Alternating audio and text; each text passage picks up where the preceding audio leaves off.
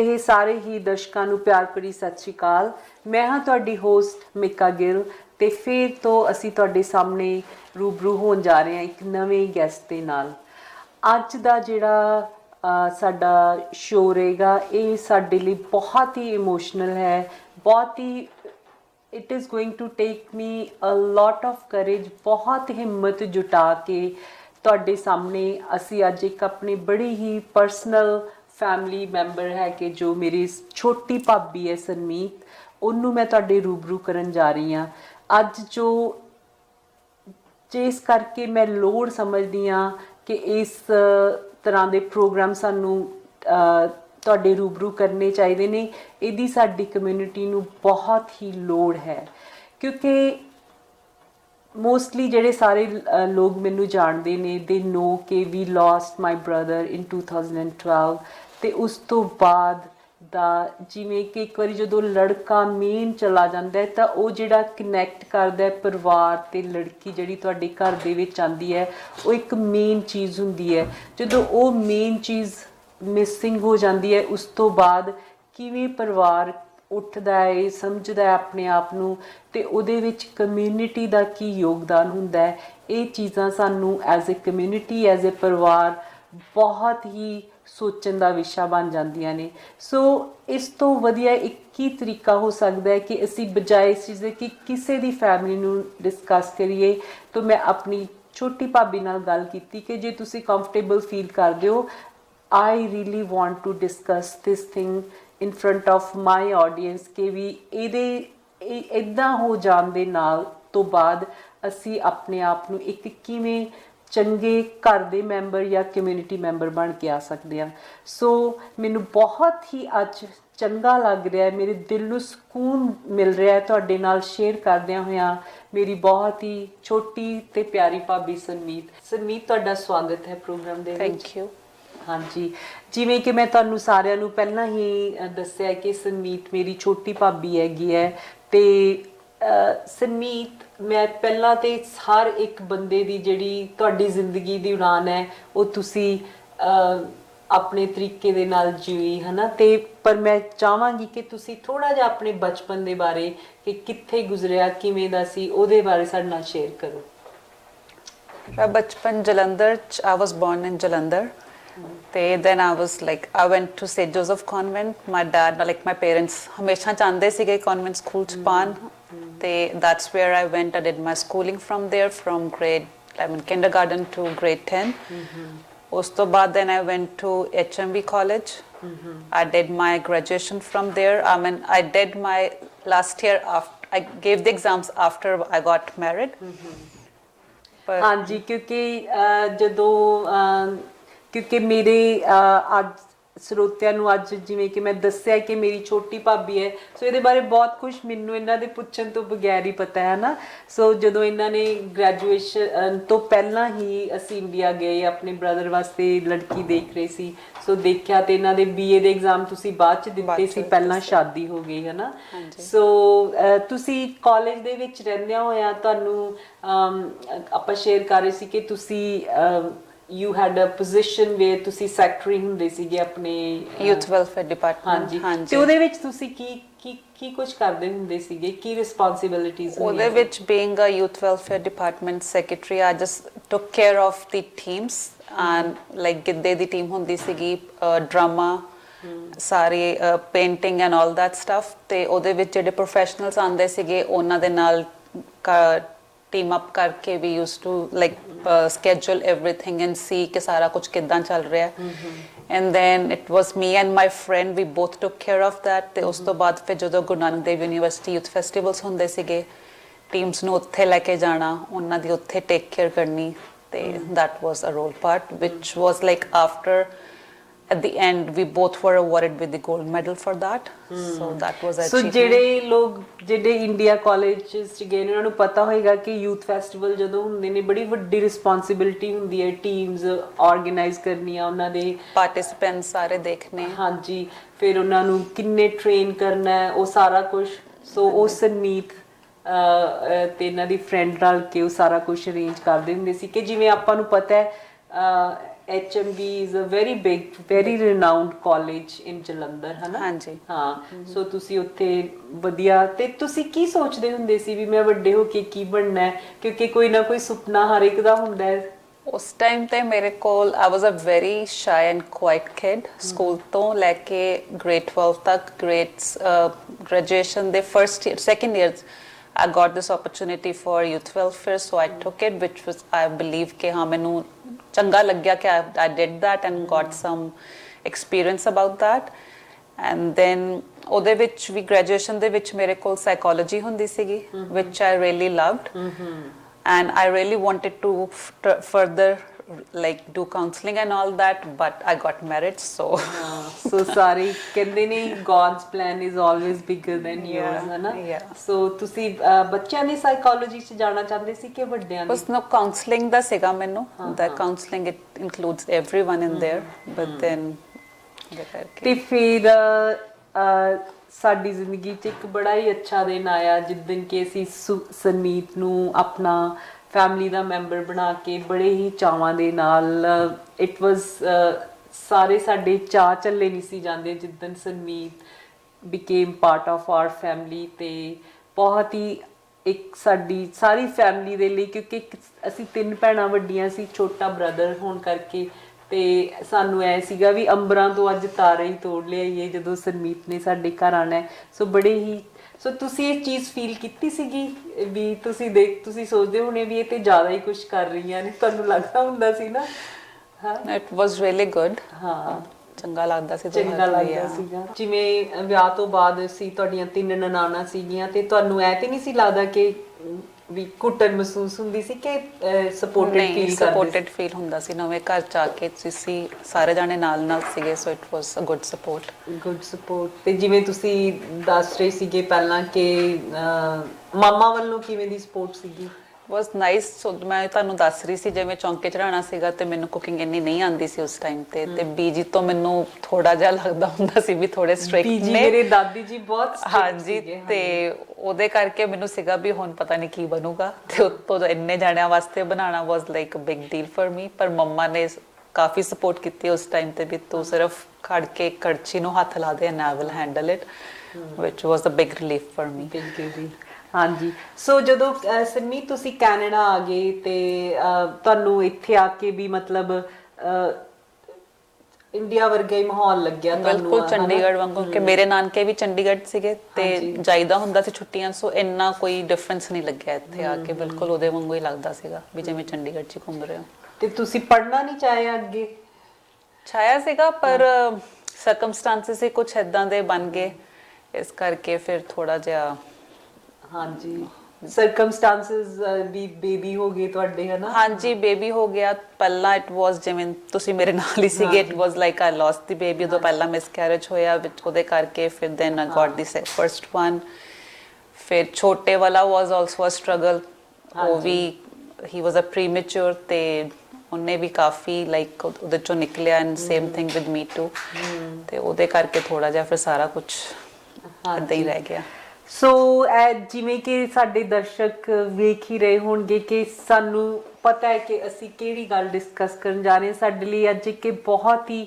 Emotional ਤੇ ਬਹੁਤ ਹੀ touching heart warming ਹੈਗਾ ਸਾਡੇ ਲਈ ਅੱਜ ਦਾ ਜਿਹੜਾ ਟੌਪਿਕ ਹੈਗਾ ਬਟ ਮੈਂ ਸੋਚਦੀ ਹਾਂ ਕਿ ਇਹ ਮੱਚ ਨੀਡਡ ਫॉर ਆਰ ਕਮਿਊਨਿਟੀ ਹੈਗਾ ਸੋ ਫਿਰ ਇੱਕ ਟਾਈਮ ਐਸਾ ਆਇਆ ਜਿਹਦੇ ਬਾਰੇ ਕਿ ਗੱਲਾਂ ਕਰਨੀਆਂ ਜਾਂ ਜਿਹਦੇ ਬਾਰੇ ਸੋਚਣਾ ਜਾਂ ਸੋਚਦੇ ਸੀ ਕਦੀ ਉਸ ਚੀਜ਼ ਨੂੰ ਭੁੱਲਦੇ ਹੀ ਨਹੀਂ ਹੈਗੇ ਇੱਕ ਟਾਈਮ ਫਿਰ ਐਸਾ ਆਇਆ ਕਿ we lost my brother in accident 2012 ਦੇ ਵਿੱਚ ਉਹਦਾ ਇੱਕ ਮੋਟਰਸਾਈਕਲ ਤੇ ਐਕਸੀਡੈਂਟ ਹੋਇਆ ਤੇ ਉਹ ਸਾਨੂੰ ਸਦੀਵੀ ਵਿਛੋੜਾ ਦੇ ਕੇ ਚਲਾ ਗਿਆ ਤੇ ਉਸ ਤੋਂ ਬਾਅਦ ਦੀ ਅਸੀਂ ਉਸ ਸਫ਼ਰ ਦੀ ਸੰਮੀਤ ਦੇ ਨਾਲ ਗੱਲ ਕਰਦੇ ਹਾਂ ਕਿ ਵੀ ਮਤਲਬ ਇਹ ਮੈਂ ਤੇ ਇੱਥੇ ਪੁੱਛ ਵੀ ਨਹੀਂ ਸਕਦੀ ਨਾ ਮੇਰਾ ਬਣਦਾ ਕਿ ਕਿੱਦਾਂ ਫੀਲ ਕੀਤਾ ਆਫ ਕੋਰਸ ਸਾਰੀ ਫੈਮਿਲੀ ਬਹੁਤ ਡੈਵਸਟੇਟਿਡ ਸੀਗੀ ਹੈ ਨਾ ਪਰ ਜਿਹੜੀ ਇੱਕ ਜਦੋਂ ਫੈਮਿਲੀ ਇਸ ਪੋਜੀਸ਼ਨ ਦੇ ਵਿੱਚ ਹੁੰਦੀ ਹੈ ਤੇ ਐਜ਼ ਅ ਕਮਿਊਨਿਟੀ ਜਾਂ ਐਜ਼ ਅ ਜੇ ਅਸੀਂ ਉਹਨਾਂ ਦੇ ਰਿਸ਼ਤੇਦਾਰ ਹੁੰਦੇ ਹਾਂ ਜਾਂ ਦੋਸਤ ਹੁੰਦੇ ਹਾਂ ਜਾਂ ਨਾਲ ਕੰਮ ਕਰਨ ਵਾਲੇ ਹੁੰਦੇ ਹਾਂ ਸਾਨੂੰ ਕਿਵੇਂ ਉਹਨਾਂ ਦਾ ਦੁੱਖ ਸਾਂਝਾ ਕਰਨਾ ਚਾਹੀਦਾ ਹੈ ਜਾਂ ਕਿਵੇਂ ਸਾਨੂੰ ਉਹਨਾਂ ਦੇ ਨਾਲ ਖੜਨਾ ਚਾਹੀਦਾ ਹੈ, ਇਸ ਬਾਰੇ ਜਿਹੜੀ ਕਮਿਊਨਿਟੀ ਦੇ ਵਿੱਚ ਜਾਗਰੂਕਤਾ ਆਉਣੀ ਬੜੀ ਜ਼ਰੂਰੀ ਹੈਗੀ ਹੈ। ਬੜੇ ਥਾਵਾਂ ਤੇ ਲੋਕ ਜਾਗਰੂਕ ਨੇ ਇਸ ਬਾਰੇ। ਪਰ ਸਰਮੀਤ, ਮੈਂ ਪਹਿਲਾਂ ਤੁਹਾਨੂੰ ਪੁੱਛਾਂਗੀ ਕਿ ਤੁਹਾਨੂੰ ਜਿਵੇਂ ਕਿ ਆਮ ਕਰਕੇ ਇੱਕ ਗੱਲ ਹੋ ਜਾਂਦੀ ਹੈ ਕਿ ਇੱਕ ਡਿਫਰੈਂਟ ਨਜ਼ਰ ਦੇ ਨਾਲ ਉਸ ਪਰਿਵਾਰ ਨੂੰ ਦੇਖਣ ਲੱਗ ਜਾਂਦੇ ਨੇ, ਤੁਸੀਂ ਇਹ ਚੀਜ਼ਾਂ ਨੂੰ ਐਕਸਪੀਰੀਅੰਸ ਕੀਤਾ? ਹਾਂਜੀ, ਪਹਿਲਾਂ ਮੈਂ ਜਦੋਂ ਗਈ ਕੰਮ ਤੇ ਵਾਸ ਲਾਈਕ ਆਪਣੇ ਆਪ ਨੂੰ ਲੱਗਦਾ ਸੀਗਾ ਵੀ ਸਾਰੇ ਤੁਹਾਡੇ ਵੱਲ ਬਹੁਤ ਅਜੀਬ ਤਰੀਕੇ ਨਾਲ ਦੇਖਦੇ ਨੇ, ਵੀ ਪਤਾ ਨਹੀਂ ਮਤਲਬ ਯੂ ਕੈਨਟ ਇਵਨ ਅੰਡਰਸਟੈਂਡ ਵੀ ਕੀ ਉਹ ਤੁਹਾਨੂੰ ਪੁੱਛਣਾ ਚਾਹੁੰਦੇ ਨੇ, ਕੀ ਉਹ ਤੁਹਾਨੂੰ ਕਹਿਣਾ ਚਾਹੁੰਦੇ ਨੇ। ਤੁਸੀਂ ਗੱਲ ਕਰਨਾ ਚਾਹੁੰਦੇ ਹੋ ਤੇ ਉਹ ਅੱਗੋਂ ਦੀ ਕਹਿੰਦੇ ਨੇ ਤੁਸੀਂ ਕੋਈ ਹੋਰ ਗੱਲ ਸੁਣਾਓ। ਲਾਈਕ ਦੁੱਖ ਦੇ ਉਹ ਤੁਹਾਡਾ ਦੁੱਖ ਨਹੀਂ ਸੁਣਨਾ ਚਾਹੁੰਦੇ, ਉਹ ਤੁਹਾਨੂੰ ਇਹ ਚਾਹੁੰਦੇ ਨੇ ਵੀ ਸਾਡੇ ਨਾਲ ਉਸ ਬਾਰੇ ਗੱਲ ਛੱਡ ਕੇ ਕੋਈ ਹੋਰ ਗੱਲ ਕਰੋ। ਪਰ ਆਫ ਕੋਰਸ ਜਿਹਦੇ ਤੇ ਬੀਤੀ ਹੁੰਦੀ ਆ ਪਤਾ ਉਹਨੂੰ ਹੀ ਹੁੰਦਾ ਉਸ ਚੀਜ਼ ਦਾ, ਵੀ ਉਹ ਹੋਰ ਕੋਈ ਗੱਲ ਨਹੀਂ ਕਰ ਸਕਦਾ ਉਸ ਟਾਈਮ ਤੇ।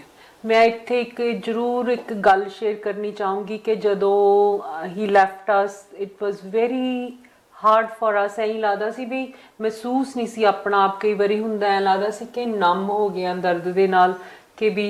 ਤੇ ਮੇਰੇ ਫਾਦਰ ਨੇ ਇੱਕ ਗੱਲ ਸਾਨੂੰ ਸਮਝਾਈ ਸੀ ਬੈਠ ਕੇ, ਉਹਨਾਂ ਨੇ ਇਹ ਕਿਹਾ ਸੀਗਾ, ਕਹਿੰਦੇ ਕਿ ਹੁਣ ਆਪਾਂ ਨਾਰਮਲ ਨਹੀਂ ਆ।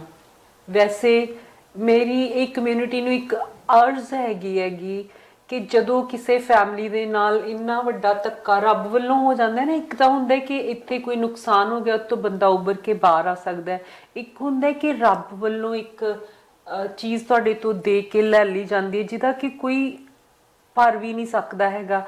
ਤੇ ਉਸ ਵੇਲੇ ਉਹਨੂੰ ਤੁਸੀਂ ਮਤਲਬ ਇੱਕ ਮੇਰੇ ਫਾਦਰ ਨੇ ਜਿਵੇਂ ਕਿਹਾ ਕਿ ਆਪਾਂ ਨਾਰਮਲ ਨਹੀਂ ਆ ਅੱਜ ਤੋਂ ਬਾਅਦ। ਜੇ ਅਸੀਂ ਰੋਂਦੇ ਰਾਂਗੇ ਤੇ ਲੋਕ ਕਹਿਣਗੇ ਇਹਨਾਂ ਦੇ ਕੋਲ ਨਹੀਂ ਖੜਨਾ ਹੈ ਤੇ ਰੋਂਦੇ ਰਹਿੰਦੇ ਨੇ। ਜੇ ਅਸੀਂ ਹੱਸਾਂਗੇ ਤੇ ਕਹਿਣਗੇ ਇਹਨਾਂ ਨੂੰ ਸ਼ਰਮ ਨਹੀਂ ਆਉਂਦੀ, ਇਹਨਾਂ ਦੇ ਨਾਲ ਐ ਹੋਇਆ, ਇਹ ਹੱਸਦੇ ਨੇ। ਜੇ ਅਸੀਂ ਸੋਹਣੇ ਕੱਪੜੇ ਪਾਵਾਂਗੇ ਤੇ ਸਾਡੇ ਤੇ ਟੀਕਾ ਟਿੱਪਣੀ ਹੋਏਗੀ। ਜੇ ਅਸੀਂ ਸਮਾਜ ਦੀਆਂ ਜਿਹੜੀਆਂ ਰੀਤੀ ਰਿਵਾਇਤਾਂ ਨੇ ਉਹਨਾਂ ਨੂੰ ਤੋੜ ਕੇ ਅਸੀਂ ਇੱਕ ਐਜ਼ ਏ ਇਨਸਾਨ ਜਾਂ ਅਸੀਂ ਇੱਕ ਨਾਰਮਲ ਜ਼ਿੰਦਗੀ ਜੀਣਾ ਚਾਹਾਂਗੇ ਤੇ ਸਾਨੂੰ ਪੁੱਛਿਆ ਜਾਏਗਾ ਜਾਂ ਸਾਨੂੰ ਦੱਸਿਆ ਜਾਏਗਾ, ਸਾਡੇ ਲਈ ਆਊਟਲਾਈਨ ਕੀਤਾ ਜਾਏਗਾ ਕਿ ਨਹੀਂ ਤੁਸੀਂ ਇੱਦਾਂ ਨਹੀਂ ਇੱਦਾਂ ਜੀ ਸਕਦੇ ਹੋ। ਸੋ ਇਹ ਜਿਹੜੀਆਂ ਚੀਜ਼ਾਂ ਨੇ ਇਹ ਬਹੁਤ ਹੀ ਕੁਰੀਤੀਆਂ ਨੇ ਸਾਡੇ ਸਮਾਜ ਦੀਆਂ, ਜਿਨ੍ਹਾਂ ਤੋਂ ਅਸੀਂ ਉੱਠ ਕੇ ਬਾਹਰ ਆਉਣਾ ਚਾਹੁੰਦੇ ਆ, ਹੈ ਨਾ। ਪਰ ਮੈਂ ਇੱਥੇ ਇਹ ਵੀ ਜ਼ਰੂਰ ਦੱਸਣਾ ਚਾਹਾਂਗੀ ਕਿ ਅਸੀਂ ਵੀ ਉਸੇ ਹੀ ਸਮਾਜ ਦੇ ਵਸਿੰਦੇ ਹਾਂ, ਅਸੀਂ ਵੀ ਇਸੇ ਸਮਾਜ 'ਚ ਰਹਿੰਦੇ ਹਾਂ, ਅਸੀਂ ਵੀ ਸਾਰਾ ਕੁਛ ਇਹ ਹੁੰਦਿਆਂ ਹੋਇਆਂ ਦੇਖਿਆ ਸੀ। ਬਟ ਮੈਂ ਅੱਜ ਇਸ ਪ੍ਰੋਗਰਾਮ ਸਰਮੀਤ ਦੇ ਨਾਲ ਇਸ ਕਰਕੇ ਕੀਤਾ ਤੁਹਾਨੂੰ ਗਵਾਹੀ ਦੇਣ ਵਾਸਤੇ ਵੀ ਕਿ ਜ਼ਰੂਰੀ ਨਹੀਂ ਕਿ ਜੋ ਆਈ ਡੋਂਟ ਨੋ ਇਹ ਕਿੰਨੇ ਰੀਤਾਂ ਬਣਾਈਆਂ ਨੇ, ਕਿੱਥੇ ਲਿਖੀਆਂ ਗਈਆਂ ਨੇ, ਕਿੰਨੇ ਇਹਨਾਂ ਨੂੰ ਆਊਟਲਾਈਨ ਕੀਤਾ, ਜ਼ਰੂਰੀ ਨਹੀਂ ਹੈ ਉਹਨਾਂ ਨੂੰ ਫੋਲੋ ਕਰਨਾ। ਅਸੀਂ ਡਿਫਰੈਂਟ ਹੋ ਸਕਦੇ ਹਾਂ, ਅਸੀਂ ਦੁਨੀਆ ਨੂੰ ਡਿਫਰੈਂਟ ਹੋ ਕੇ ਦਿਖਾਇਆ ਹੈਗਾ, ਹੈ ਨਾ। ਸੋ ਸਰਮੀਤ, ਮੈਂ ਤੁਹਾਨੂੰ ਜ਼ਰੂਰ ਇਸ ਬਾਰੇ because we don't want to talk about when he left us. Of course ਸਭ ਤੋਂ ਵੱਡਾ ਦੁੱਖ ਮੈਂ ਕਹਿੰਦੀ ਹਾਂ ਸਰਮੀਤ ਦਾ ਸੀਗਾ ਉਸ ਵੇਲੇ, ਕਿਉਂਕਿ she lost everything, her life partner and everything. So ਤੁਹਾਨੂੰ ਉਸ ਵੇਲੇ ਕਮਿਊਨਿਟੀ ਵੱਲੋਂ ਜਾਂ ਕਿਵੇਂ ਤੁਹਾਨੂੰ ਡਿਫਰੈਂਟਲੀ ਦੇਖਿਆ ਗਿਆ ਸੀਗਾ? ਹਾਂਜੀ, ਡਿਫਰੈਂਟਲੀ ਦੇਖਿਆ ਗਿਆ ਸੀਗਾ। I don't know if you remember that too, ਜਦੋਂ ਆਪਾਂ ਵਿਊਇੰਗ ਤੇ ਬੱਚਿਆਂ ਨੂੰ ਨਹੀਂ ਲੈ ਕੇ ਜਾਣਾ ਸੀਗਾ ਤੇ ਬੱਚਿਆਂ ਨੂੰ ਇਹਨਾਂ ਦਾ ਕੋਈ ਫਰੈਂਡ ਲੈ ਕੇ ਗਿਆ ਤੇ ਵਾਪਸ ਲੈ ਕੇ ਆਇਆ ਤੇ ਉਹਨੇ ਮੈਨੂੰ ਦੱਸਿਆ ਕਿ ਬੱਚੇ ਘਰ 'ਚ ਨਹੀਂ ਆਉਣਾ ਚਾਹੁੰਦੇ ਹੈਗੇ ਕਿਉਂਕਿ ਉਹ ਕਹਿੰਦੇ ਨੇ ਇੱਥੇ ਸਾਰੇ ਜਾਣੇ ਰੋਂਦੇ ਨੇ। And from that day I stopped crying, thinking ਕਿ ਇੱਕ ਤਾਂ ਮੈਂ ਗਵਾ ਲਿਆ, ਦੂਜੇ ਦੋ ਮੈਂ ਜੇ ਗਵਾ ਲਏ ਤਾਂ ਮੇਰੇ ਕੋਲੋਂ ਕੁਝ ਵੀ ਨਹੀਂ ਬਚਣਾ ਹੈਗਾ। And everyone around me is asking me, ਸੰਮੀਤ ਰੋਂਦੀ ਕਿਉਂ ਨਹੀਂ ਹੈਗੀ, ਸੰਮੀਤ ਨੂੰ ਰੋਣਾ ਕਿਉਂ ਨਹੀਂ ਆਉਂਦਾ, ਇਹਨੂੰ ਰਵਾਓ, thinking ਕਿ ਪਤਾ ਨਹੀਂ ਇਹਨੂੰ ਦੁੱਖ ਨਹੀਂ ਹੈਗਾ। ਬਿਲਕੁਲ। ਪਰ ਮੇਰਾ ਮਕਸਦ ਉਹਦੇ ਪਿੱਛੇ ਸਿਰਫ ਮੇਰੇ ਬੱਚਿਆਂ ਨੂੰ ਉਸ ਚੀਜ਼ ਚੋਂ ਕੱਢਣਾ ਸੀਗਾ, ਨਾ ਕਿ ਉਸ ਚੀਜ਼ 'ਚ ਪਾਉਣਾ। ਕਿਉਂਕਿ ਅੱਜ ਜੇ ਮੈਂ ਉਸ ਥਾਂ ਤੇ ਆਪਣੇ ਆਪ ਨੂੰ ਜੇ ਮੈਂ ਨਾ ਸੰਭਾਲਦੀ, ਹੋ ਸਕਦਾ ਮੇਰੇ ਬੱਚਿਆਂ ਦਾ ਉਹਦੇ ਉੱਤੇ ਹੋਰ ਬੁਰਾ ਅਸਰ ਹੋ ਜਾਂਦਾ। ਬਿਲਕੁਲ।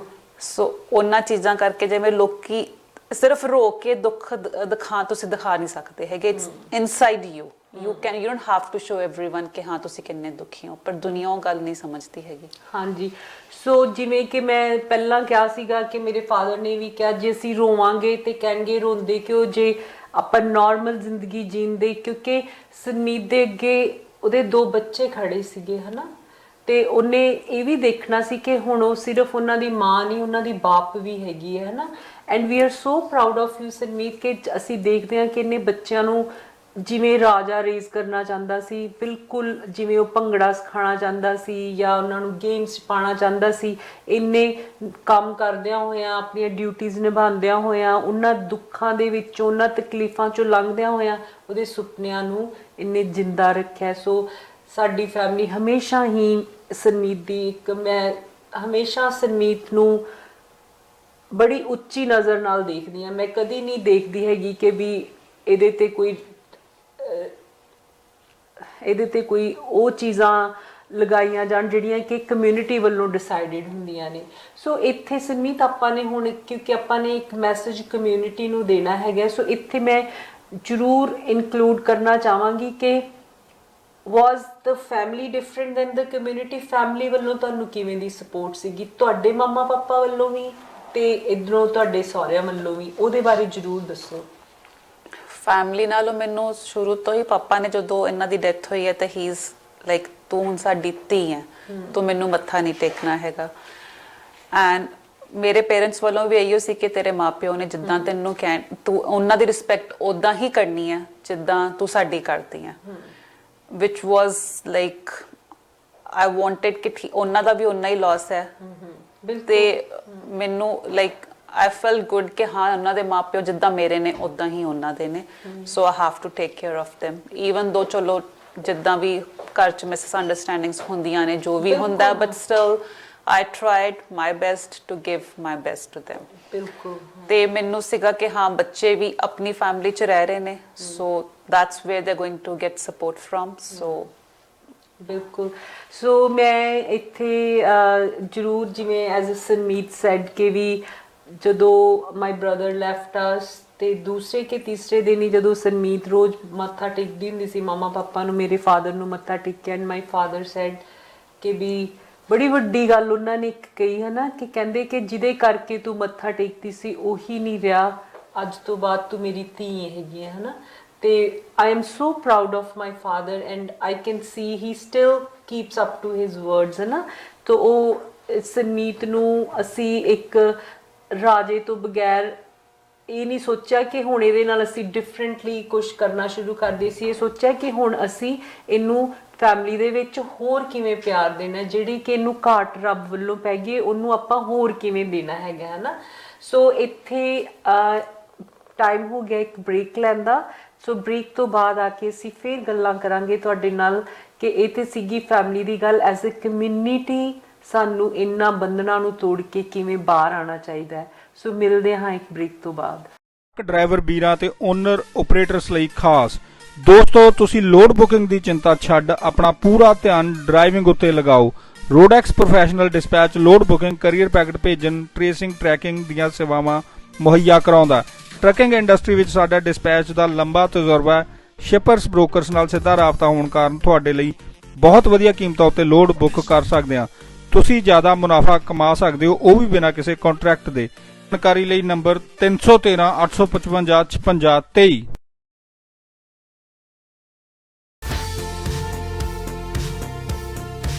ਜੀ ਹਾਂ ਦੋਸਤੋ, ਜੇ ਤੁਸੀਂ ਆਪਣੇ ਟਰੱਕ ਜਾਂ ਟ੍ਰੇਲਰ ਦੀ ਮੁਰੰਮਤ ਦਾ ਕੰਮ ਤਸੱਲੀ ਬਖਸ਼ ਅਤੇ ਬਿਨਾਂ ਸਮਾਂ ਖਰਾਬ ਕੀਤਿਆਂ ਕਰਾਉਣਾ ਚਾਹੁੰਦੇ ਹੋ ਤਾਂ ਭਰੋਸੇਯੋਗ ਇੱਕੋ ਇੱਕ ਨਾਂ BTS ਟਰੱਕ ਰਿਪੇਅਰ। ਇੱਥੋਂ ਤੁਸੀਂ tractor, trailer, refer, engine, transmission ਅਤੇ ਸਸਪੈਂਸ਼ਨ ਦਾ ਰਿਪੇਅਰ ਦਾ ਕੰਮ ਸਰਟੀਫਾਈਡ ਟੈਕਨੀਸ਼ੀਅਨਸ ਵੱਲੋਂ ਕਰਵਾ ਸਕਦੇ ਹੋ। ਜੀ ਹਾਂ, BTS truck repair 39115 maple avenue, vein, Michigan ਵਿਖੇ ਵਾਕਿਆ ਹੈ। Phone number 734 419 1408 734 419 1408 BTS truck repair. ਇੱਕ ਵਾਰੀ ਫਿਰ ਤੋਂ ਤੁਹਾਡਾ ਸਵਾਗਤ ਹੈ ਪ੍ਰੋਗਰਾਮ ਉਡਾਨ ਦੇ ਵਿੱਚ। ਜਿਵੇਂ ਕਿ ਅਸੀਂ ਬ੍ਰੇਕ ਤੋਂ ਪਹਿਲਾਂ ਗੱਲ ਕਰ ਰਹੇ ਸੀ ਕਿ ਇੱਕ ਫੈਮਿਲੀ ਸੋ ਬਜਾਏ ਇਸ ਚੀਜ਼ ਦੇ ਕਿ ਅਸੀਂ ਕਿਸੇ ਦੀ ਫੈਮਿਲੀ ਨੂੰ ਚੁੱਕ ਕੇ ਉਹਦੇ ਬਾਰੇ ਗੱਲ ਕਰੀਏ ਤੇ ਸੇਧ ਦੇਣ ਦੀ ਕੋਸ਼ਿਸ਼ ਕਰੀਏ, ਸੋ ਅਸੀਂ ਵਾਜਬ ਸਮਝਿਆ, ਮੈਂ ਆਪਣੀ ਭਾਬੀ ਨਾਲ ਗੱਲ ਕੀਤੀ ਕਿ ਇਫ ਯੂ ਫੀਲ ਕੰਫਰਟੇਬਲ ਤੇ ਆਪਾਂ ਇਹਦੇ ਬਾਰੇ, ਕਿਉਂਕਿ ਇਹ ਇੱਕ ਸਮਾਜ ਦੀ ਇਹਦੇ ਬਾਰੇ ਕੋਈ ਗੱਲ ਨਹੀਂ ਕਰਦਾ, ਪਰ ਇਸ ਤੋਂ ਬਾਅਦ ਬੜੇ ਲੋਕਾਂ ਨੇ ਮੇਰੇ ਨਾਲ ਗੱਲ ਕਰਨ ਦੀ ਕੋਸ਼ਿਸ਼ ਕੀਤੀ ਕਿ ਦੇयर ਸ਼ੁੱਡ ਬੀ ਅ ਪ੍ਰੋਗਰਾਮ, ਕਿਉਂਕਿ ਬਹੁਤ ਚੀਜ਼ਾਂ ਦੇ ਲਈ ਹੈਲਪ ਅਵੇਲੇਬਲ ਹੈ, ਪਰ ਜਦੋਂ ਕੋਈ ਕਿਸੇ ਨੂੰ ਲੂਜ਼ ਕਰਦਾ ਹੈ ਉਦੋਂ ਇੱਕ ਫੈਮਿਲੀ ਦਾ ਇੱਕ ਇਸ ਪੁਆਇੰਟ ਤੇ ਆ ਜਾਂਦੀ ਕਿ ਉਹ ਜਾਂ ਬ੍ਰੇਕ ਕਰ ਸਕਦੀ ਹੈ ਜਾਂ ਉਹ ਠੀਕ ਰਹਿ ਸਕਦੀ ਹੈਗੀ ਹੈ ਨਾ। ਸੋ ਉਸ ਵੇਲੇ ਕਈ ਵਾਰੀ ਤਾਂ ਕਮਿਊਨਿਟੀ ਬਹੁਤ ਅੱਛੇ ਰੋਲ ਅਦਾ ਕਰਦੀ ਹੈ। ਨਾਲ ਮੈਂ ਕਮਿਊਨਿਟੀ ਦਾ, ਆਪਣੇ ਰਿਸ਼ਤੇਦਾਰਾਂ ਦਾ, ਦੋਸਤਾਂ ਦਾ, we can't thank them enough ਕਿ ਉਸ ਟਾਈਮ ਦੇ ਵਿੱਚ ਉਹਨਾਂ ਨੇ ਸਾਡਾ ਬਹੁਤ ਸਾਥ ਦਿੱਤਾ। ਮਤਲਬ ਸਾਨੂੰ ਤੇ ਪਤਾ ਹੀ ਨਹੀਂ ਸੀ ਲੱਗ ਰਿਹਾ ਕਿ ਸਾਡੇ ਸਿਰ ਤੋਂ ਅਸਮਾਨ ਉੱਡ ਗਿਆ, ਕਿ ਪੈਰਾਂ ਥੱਲੋਂ ਜ਼ਮੀਨ ਨਿਕਲ ਗਈ ਹੈ। ਉਸ ਵੇਲੇ ਜੇ ਕਮਿਊਨਿਟੀ ਜਾਂ ਸਾਰੇ ਰਿਸ਼ਤੇਦਾਰ ਭੈਣ ਭਰਾ ਨਾਲ ਨਾ ਆ ਕੇ ਖੜਦੇ ਤਾਂ ਸ਼ਾਇਦ ਅਸੀਂ ਕਿਤੇ ਆਪਣੇ ਦੁੱਖਾਂ ਦੇ ਵਿੱਚ ਖਤਮ ਹੀ ਹੋ ਜਾਂਦੇ। ਪਰ ਮੈਂ ਇੱਕ ਗੱਲ ਇੱਥੇ ਆਪਾਂ ਨੇ ਫੋਕਸ ਕਰਨਾ, ਕਿਉਂਕਿ ਅੱਜ ਸਾਡੇ ਗੈਸਟ ਨੇ ਸੰਮੀਤ, ਹੈ ਨਾ। ਇਟਸ ਨੋਟ ਅਬਾਊਟ ਪੇਰੈਂਟਸ ਜਾਂ ਸਿਸਟਰਸ ਜਾਂ ਬ੍ਰਦਰਸ। ਆਪਾਂ ਨੇ ਗੱਲ ਕਰਨੀ ਕਿ ਆਪਾਂ ਇੱਕ ਔਰਤ ਨੂੰ ਉਸ ਤੋਂ ਬਾਅਦ ਕਿਵੇਂ ਦੇਖਣਾ ਸ਼ੁਰੂ ਕਰ ਦਿੰਦੇ ਹਾਂ। ਕਈ ਜਿਹੜੀਆਂ ਗੱਲਾਂ ਸਾਨੂੰ ਕਹੀਆਂ ਗਈਆਂ ਜਾਂ ਸੰਮੀਤ ਨੂੰ ਕਹੀਆਂ ਗਈਆਂ, ਉਹ ਮੇਰੇ ਦਿਲ ਤੇ ਹਾਲੇ ਤੱਕ ਵੀ ਇੱਕ ਸੱਟ ਬਣ ਕੇ ਮੈਨੂੰ ਹਮੇਸ਼ਾ ਯਾਦ ਰਹੇਗਾ ਮਰਦੇ ਦਮ ਤੱਕ, ਕਿ ਕਈ ਗੱਲਾਂ ਜਿਵੇਂ ਕਹੀਆਂ ਗਈਆਂ। ਸੋ ਇੱਕ ਬੜੀ ਹੈਗੀ ਕਿ ਪਹਿਰਾਵੇ ਤੇ ਬੜਾ ਟੀਕਾ ਟਿੱਪਣੀ ਹੁੰਦੀ ਹੈ ਕਿ ਇਹ ਇੱਦਾਂ ਦੇ ਕੱਪੜੇ ਕਿਉਂ ਪਾਉਂਦੀ ਹੈ, ਉਹ ਉੱਦਾਂ ਦੇ ਕਿਉਂ ਕੱਪੜੇ ਪਾਉਂਦੀ ਹੈ, ਇਹ ਰੰਗ ਇਹ ਵਾਲੇ ਕਿਉਂ ਪਾਉਂਦੀ ਹੈ, ਜਾਂ ਇਹਨੂੰ ਆਹ ਵਾਲਾ ਗਹਿਣਾ ਨਹੀਂ ਪਾਉਣਾ ਚਾਹੀਦਾ। ਮੈਂ ਸਿਰਫ ਇੱਕ ਸਵਾਲ ਪੁੱਛਣਾ ਚਾਹੁੰਦੀ ਹਾਂ ਆਪਣੀ ਕਮਿਊਨਿਟੀ ਤੋਂ ਕਿ ਜੇ ਜਿਹਦਾ when somebody loses their partner, life partner, ਜੇ ਉਹ ਸਾਰਾ ਕੁਛ ਉਹ ਲਾਲ ਰੰਗ ਪਾਉਣਾ ਬੰਦ ਕਰ ਦੇਣਗੇ ਜਾਂ ਸਿਰਫ ਚਿੱਟਾ ਜਾਂ ਕਾਲਾ ਰੰਗ ਪਾਉਣਗੇ, ਕੀ ਉਹ ਬੰਦਾ ਵਾਪਸ ਆ ਜਾਏਗਾ? ਉਹ ਬੰਦਾ ਤੇ ਚਲਾ ਗਿਆ। ਤੁਹਾਡੇ ਕੋਲ ਇੰਨੀ ਹਿੰਮਤ ਹੈ ਜਾਂ ਤੁਸੀਂ ਇੰਨੀ ਔਕਾਤ ਰੱਖਦੇ ਹੋ ਕਿ ਉਹਦੇ ਦੁੱਖ ਨੂੰ ਘਟਾ ਸਕੋ? ਜੇ ਘਟਾ ਨਹੀਂ ਸਕਦੇ ਤੇ ਮੇਰੀ ਇੱਕ ਰਿਕੁਐਸਟ ਹੈ ਕਮਿਊਨਿਟੀ ਨੂੰ, ਉਹਨੂੰ ਵਧਾਇਆ ਨਾ ਕਰੋ। ਇਹ ਤੁਹਾਡੇ ਛੋਟੀਆਂ ਛੋਟੀਆਂ ਗੱਲਾਂ ਕਹੀਆਂ ਹੋਈਆਂ, ਉਹ ਇੱਕ ਜ਼ਖਮ ਹੁੰਦਾ ਹੈ ਪਰਿਵਾਰ ਦੇ ਉੱਤੇ ਜਾਂ ਉਸ ਬੱਚੀ ਦੇ ਉੱਤੇ, ਤੇ ਉਹਨੂੰ ਤੁਸੀਂ ਉਹਦੇ ਕੋਲੋਂ ਨਾ ਕੱਪੜਾ ਵੀ ਲੰਘ ਜੇ ਤੇ ਉਹ ਦੁੱਖਣ ਲੱਗ ਜਾਂਦਾ ਹੈ। ਪਰ ਜਦੋਂ ਤੁਸੀਂ ਇੰਨੀਆਂ ਡਾਢੀਆਂ ਗੱਲਾਂ ਕਹਿ ਕੇ ਲੰਘ ਜਾਂਦੇ ਹੋ ਤੇ ਉਸ ਬੰਦੇ ਨੂੰ ਆਪਣੇ ਤੇ ਹੰਡਾਣੀਆਂ ਪੈਂਦੀਆਂ ਨੇ। ਸੋ ਇਹ ਵਿਚਾਰ ਕਰਿਆ ਕਰੋ। ਆਈ ਸ਼ੋਰ ਕਿ ਅੱਜ ਕੱਲ੍ਹ ਦੇ ਜ਼ਮਾਨੇ ਦੇ ਤੇ ਫਿਰ, ਪਰ ਮੈਂ ਤੇ ਵੇਖਿਆ ਕਿ ਅੱਜ ਕੱਲ੍ਹ ਦੇ ਜ਼ਮਾਨੇ ਦੇ ਵੀ ਆਈ ਡੋਂਟ ਨੋ ਕਿ ਮਾਡਰਨ ਵੀ ਹੋ ਜਾਂਦੇ ਨੇ, ਪਰ ਟੀਕਾ ਟਿੱਪਣੀ ਉਹਨਾਂ ਨੇ ਵੀ ਜ਼ਰੂਰ ਕੀਤੀ ਸੀਗੀ। ਸਗੋਂ ਤੁਸੀਂ ਆਪ ਵੀ ਹਟਿਆ ਕਰੋ। ਤੁਹਾਡੇ ਘਰ 'ਚ ਜਿਹੜੇ ਬਜ਼ੁਰਗ ਜੇ ਐਵੇਂ ਕਰਦੇ ਨੇ, ਕਿਉਂਕਿ ਉਹ ਡਿਫਰੈਂਟ ਸੋਚ ਦੇ ਨਾਲ ਵੱਡੇ ਹੋਏ ਨੇ, ਉਹਨਾਂ ਨੂੰ ਵੀ ਸਗੋਂ ਰੋਕਿਆ ਕਰੋ। ਸੋ ਸਰਮੀਤ, ਕਦੀ ਕਦੀ ਤੁਹਾਨੂੰ ਕਿਸੇ ਨੇ ਇੱਦਾਂ ਟੋਕਿਆ ਸੀਗਾ ਕਿਸੇ ਚੀਜ਼ ਤੋਂ ਵੀ, ਤੁਹਾਡੇ ਪਹਿਰਾਵੇ ਬਾਰੇ ਜਾਂ ਕਿਸੇ ਚੀਜ਼ ਬਾਰੇ? ਕਈ ਵਾਰੀ ਹੋ ਚੁੱਕਿਆ। ਕਈ ਵਾਰੀ ਕਹਿੰਦੇ ਆ ਲੋਕ, ਤੂੰ ਐਦਾਂ ਕਿਉਂ ਤਿਆਰ ਹੋਈ, ਤੂੰ ਐਦਾਂ ਕਿਉਂ ਮੇਕਅਪ ਕੀਤਾ, ਤੂੰ ਐਦਾਂ ਦੇ ਕੱਪੜੇ ਕਿਉਂ ਪਾਏ, which hurts ਕਿ ਠੀਕ ਹੈ ਜਾਨ ਵਾਲਾ ਚਲਾ ਗਿਆ, ਬਟ ਬੱਚੇ ਤਾਂ ਉੱਥੇ ਨੇ, ਬੱਚਿਆਂ ਨੂੰ ਪਾਲਣਾ, ਤੁਸੀਂ ਤਾਂ ਜੀਣਾ, ਤੁਹਾਡੀ ਤਾਂ ਲਾਈਫ ਹੈਗੀ ਆ। ਪਰ ਲੋਕੀ ਤਾਂ ਵੀ ਤੁਹਾਨੂੰ ਪੁੱਛਣ ਦੀ ਹਿੰਮਤ ਰੱਖਦੇ ਨੇ ਵੀ ਹਾਂ ਤੁਸੀਂ ਇਹ ਚੀਜ਼ ਕਿਉਂ ਕੀਤੀ, ਤੁਹਾਨੂੰ ਨਹੀਂ ਕਰਨੀ ਚਾਹੀਦੀ। ਪਰ ਤੁਹਾਨੂੰ ਕਦੀ ਫੈਮਿਲੀ ਨੇ ਰੋਕਿਆ ਇਸ ਚੀਜ਼ ਤੋਂ? ਨਹੀਂ, ਫੈਮਿਲੀ ਨੇ ਅੱਜ ਤੱਕ ਮੈਨੂੰ ਕਦੀ ਵੀ, ਨਾ ਮੇਰੇ ਮਦਰ ਇਨ ਲਾ, ਨਾ ਫਾਦਰ ਇਨ ਲਾ, ਕਦੀ ਸਿਸਟਰ ਇਨ ਲਾਸ ਨੇ, ਜਦ ਹਮੇਸ਼ਾ ਸਪੋਰਟ ਕੀਤੀ ਹੈ ਕਿ ਹਾਂ ਤੇਰਾ ਜੋ ਦਿਲ ਕਰਦਾ ਤੂੰ ਉਹ ਪਾ, ਤੇਰਾ ਜਿੱਥੇ ਦਿਲ ਕਰਦਾ ਤੂੰ ਜਾ। ਕਦੀ ਖਾਣ ਤੋਂ ਨਹੀਂ, ਕਿਸੇ ਚੀਜ਼ ਤੋਂ ਉਹਨਾਂ ਨੇ ਕਦੀ ਨਹੀਂ ਮਨਾ ਕੀਤਾ ਹੈਗਾ। ਹਾਂਜੀ, ਮੈਂ ਰਾਜੇ ਤੋਂ, ਹਾਲੇ ਕਿ ਮੈਂ ਰਾਜੇ ਤੇ ਹੁੰਦਿਆਂ ਵੀ ਮੈਨੂੰ ਬੜਾ ਚੰਗਾ ਲੱਗਦਾ ਹੁੰਦਾ ਸੀ ਕਿ ਸਰਮੀਤ, ਮੈਨੂੰ ਯਾਦ ਹੈ ਨਾ ਜਦੋਂ Surmeet came to Canada, I took her for her hair cut, first hair cut, ਹੈ ਨਾ। ਸੋ ਇਹਨੂੰ ਸੀ ਕਿ ਮੈਂ ਵਾਲ ਲੰਬੇ ਰੱਖਣੇ, ਮੈਂ ਕਿ ਮੇਰਾ ਜੀ ਕਰਦਾ ਹੁੰਦਾ ਸੀ ਕਿ ਮੇਰੀ ਭਾਬੀ ਇੱਦਾਂ ਦੀ ਹੋਵੇ। ਸੋ ਆਈ ਟੁਕ ਹਰ, ਸੋ ਆਪ ਕੋਲ ਬਿਠਾ ਕੇ ਵਾਲ ਕਟਾਏ, ਸਾਰਾ ਕੁਝ ਵੀ, ਮਤਲਬ ਇਹਨੂੰ ਸ਼ਾਪਿੰਗ ਕਰਾਉਣ ਲੈ ਜਾਣਾ ਕਿ ਤੂੰ ਵੀ ਇੱਦਾਂ ਦੇ ਕੱਪੜੇ ਪਾ, ਹੈ ਨਾ। ਸੋ ਮੇਰਾ ਬੜਾ ਜੀ ਕਰਦਾ ਹੁੰਦਾ ਸੀ।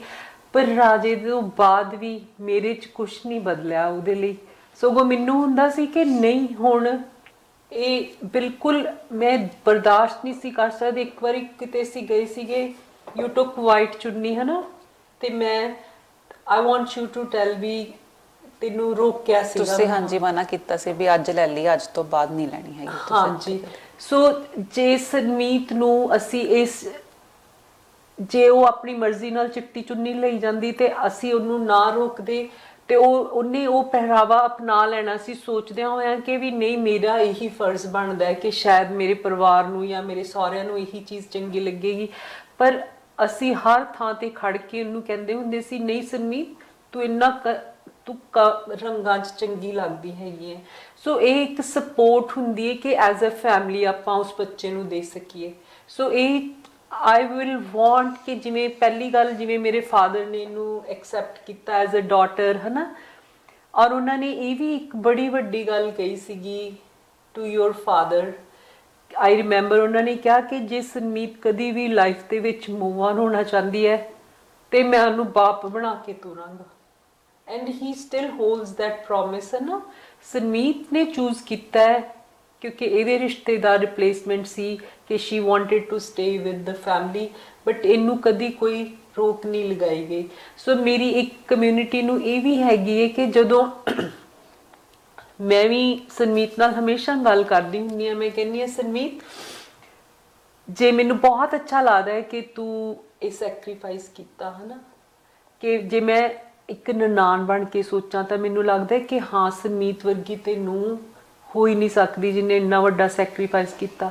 ਪਰ ਜਦੋਂ ਮੈਂ ਇੱਕ ਔਰਤ ਬਣ ਕੇ ਸੋਚਦੀ ਹਾਂ ਫਿਰ ਮੈਨੂੰ ਲੱਗਦਾ ਹੈ ਕਿ ਨਹੀਂ, ਤੇਰੇ ਨਾਲ ਕਿਤੇ ਅਨਿਆਂ ਹੋ ਰਿਹਾ ਜਾਂ ਤੈਨੂੰ ਮੂਵ ਆਨ ਹੋਣਾ ਚਾਹੀਦਾ ਸੀ, ਤੈਨੂੰ ਆਪਣੇ ਬਾਰੇ ਸੋਚਣਾ ਚਾਹੀਦਾ ਸੀਗਾ ਹੈ ਨਾ।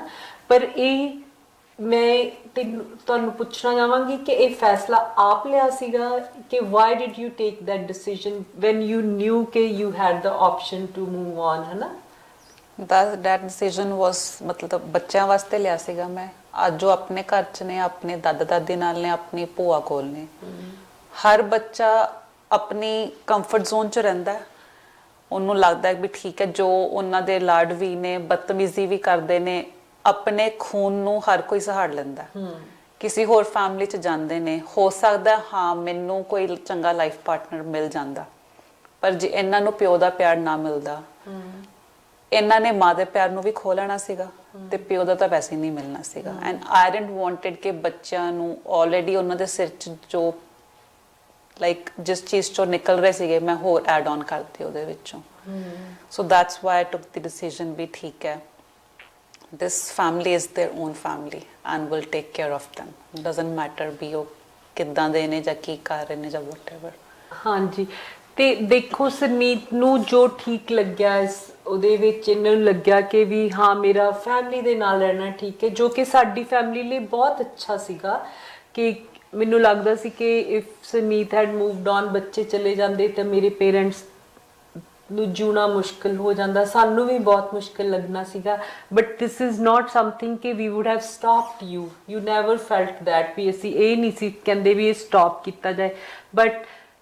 ਪਰ ਇਹਦੇ ਇਸ ਡਿਸੀਜਨ ਤੇ ਵੀ ਕਮਿਊਨਿਟੀ ਨੂੰ ਬੜੀ ਪ੍ਰੋਬਲਮ ਹੈ। ਇਹਨੂੰ ਪੁੱਛਣਗੇ, ਇੰਨਾ ਹਾਰਸ਼ਲੀ ਪੁੱਛਣਗੇ ਤੇ ਉਹਦੇ ਬਾਰੇ I want you to share ਕਿ ਕੀ ਕਹਿ ਦਿੰਦੇ ਨੇ ਆ ਕੇ ਐਟ ਟਾਈਮਸ। ਤੂੰ ਆਪਣੇ ਬਾਰੇ ਕਿਉਂ ਨਹੀਂ ਸੋਚਦੀ?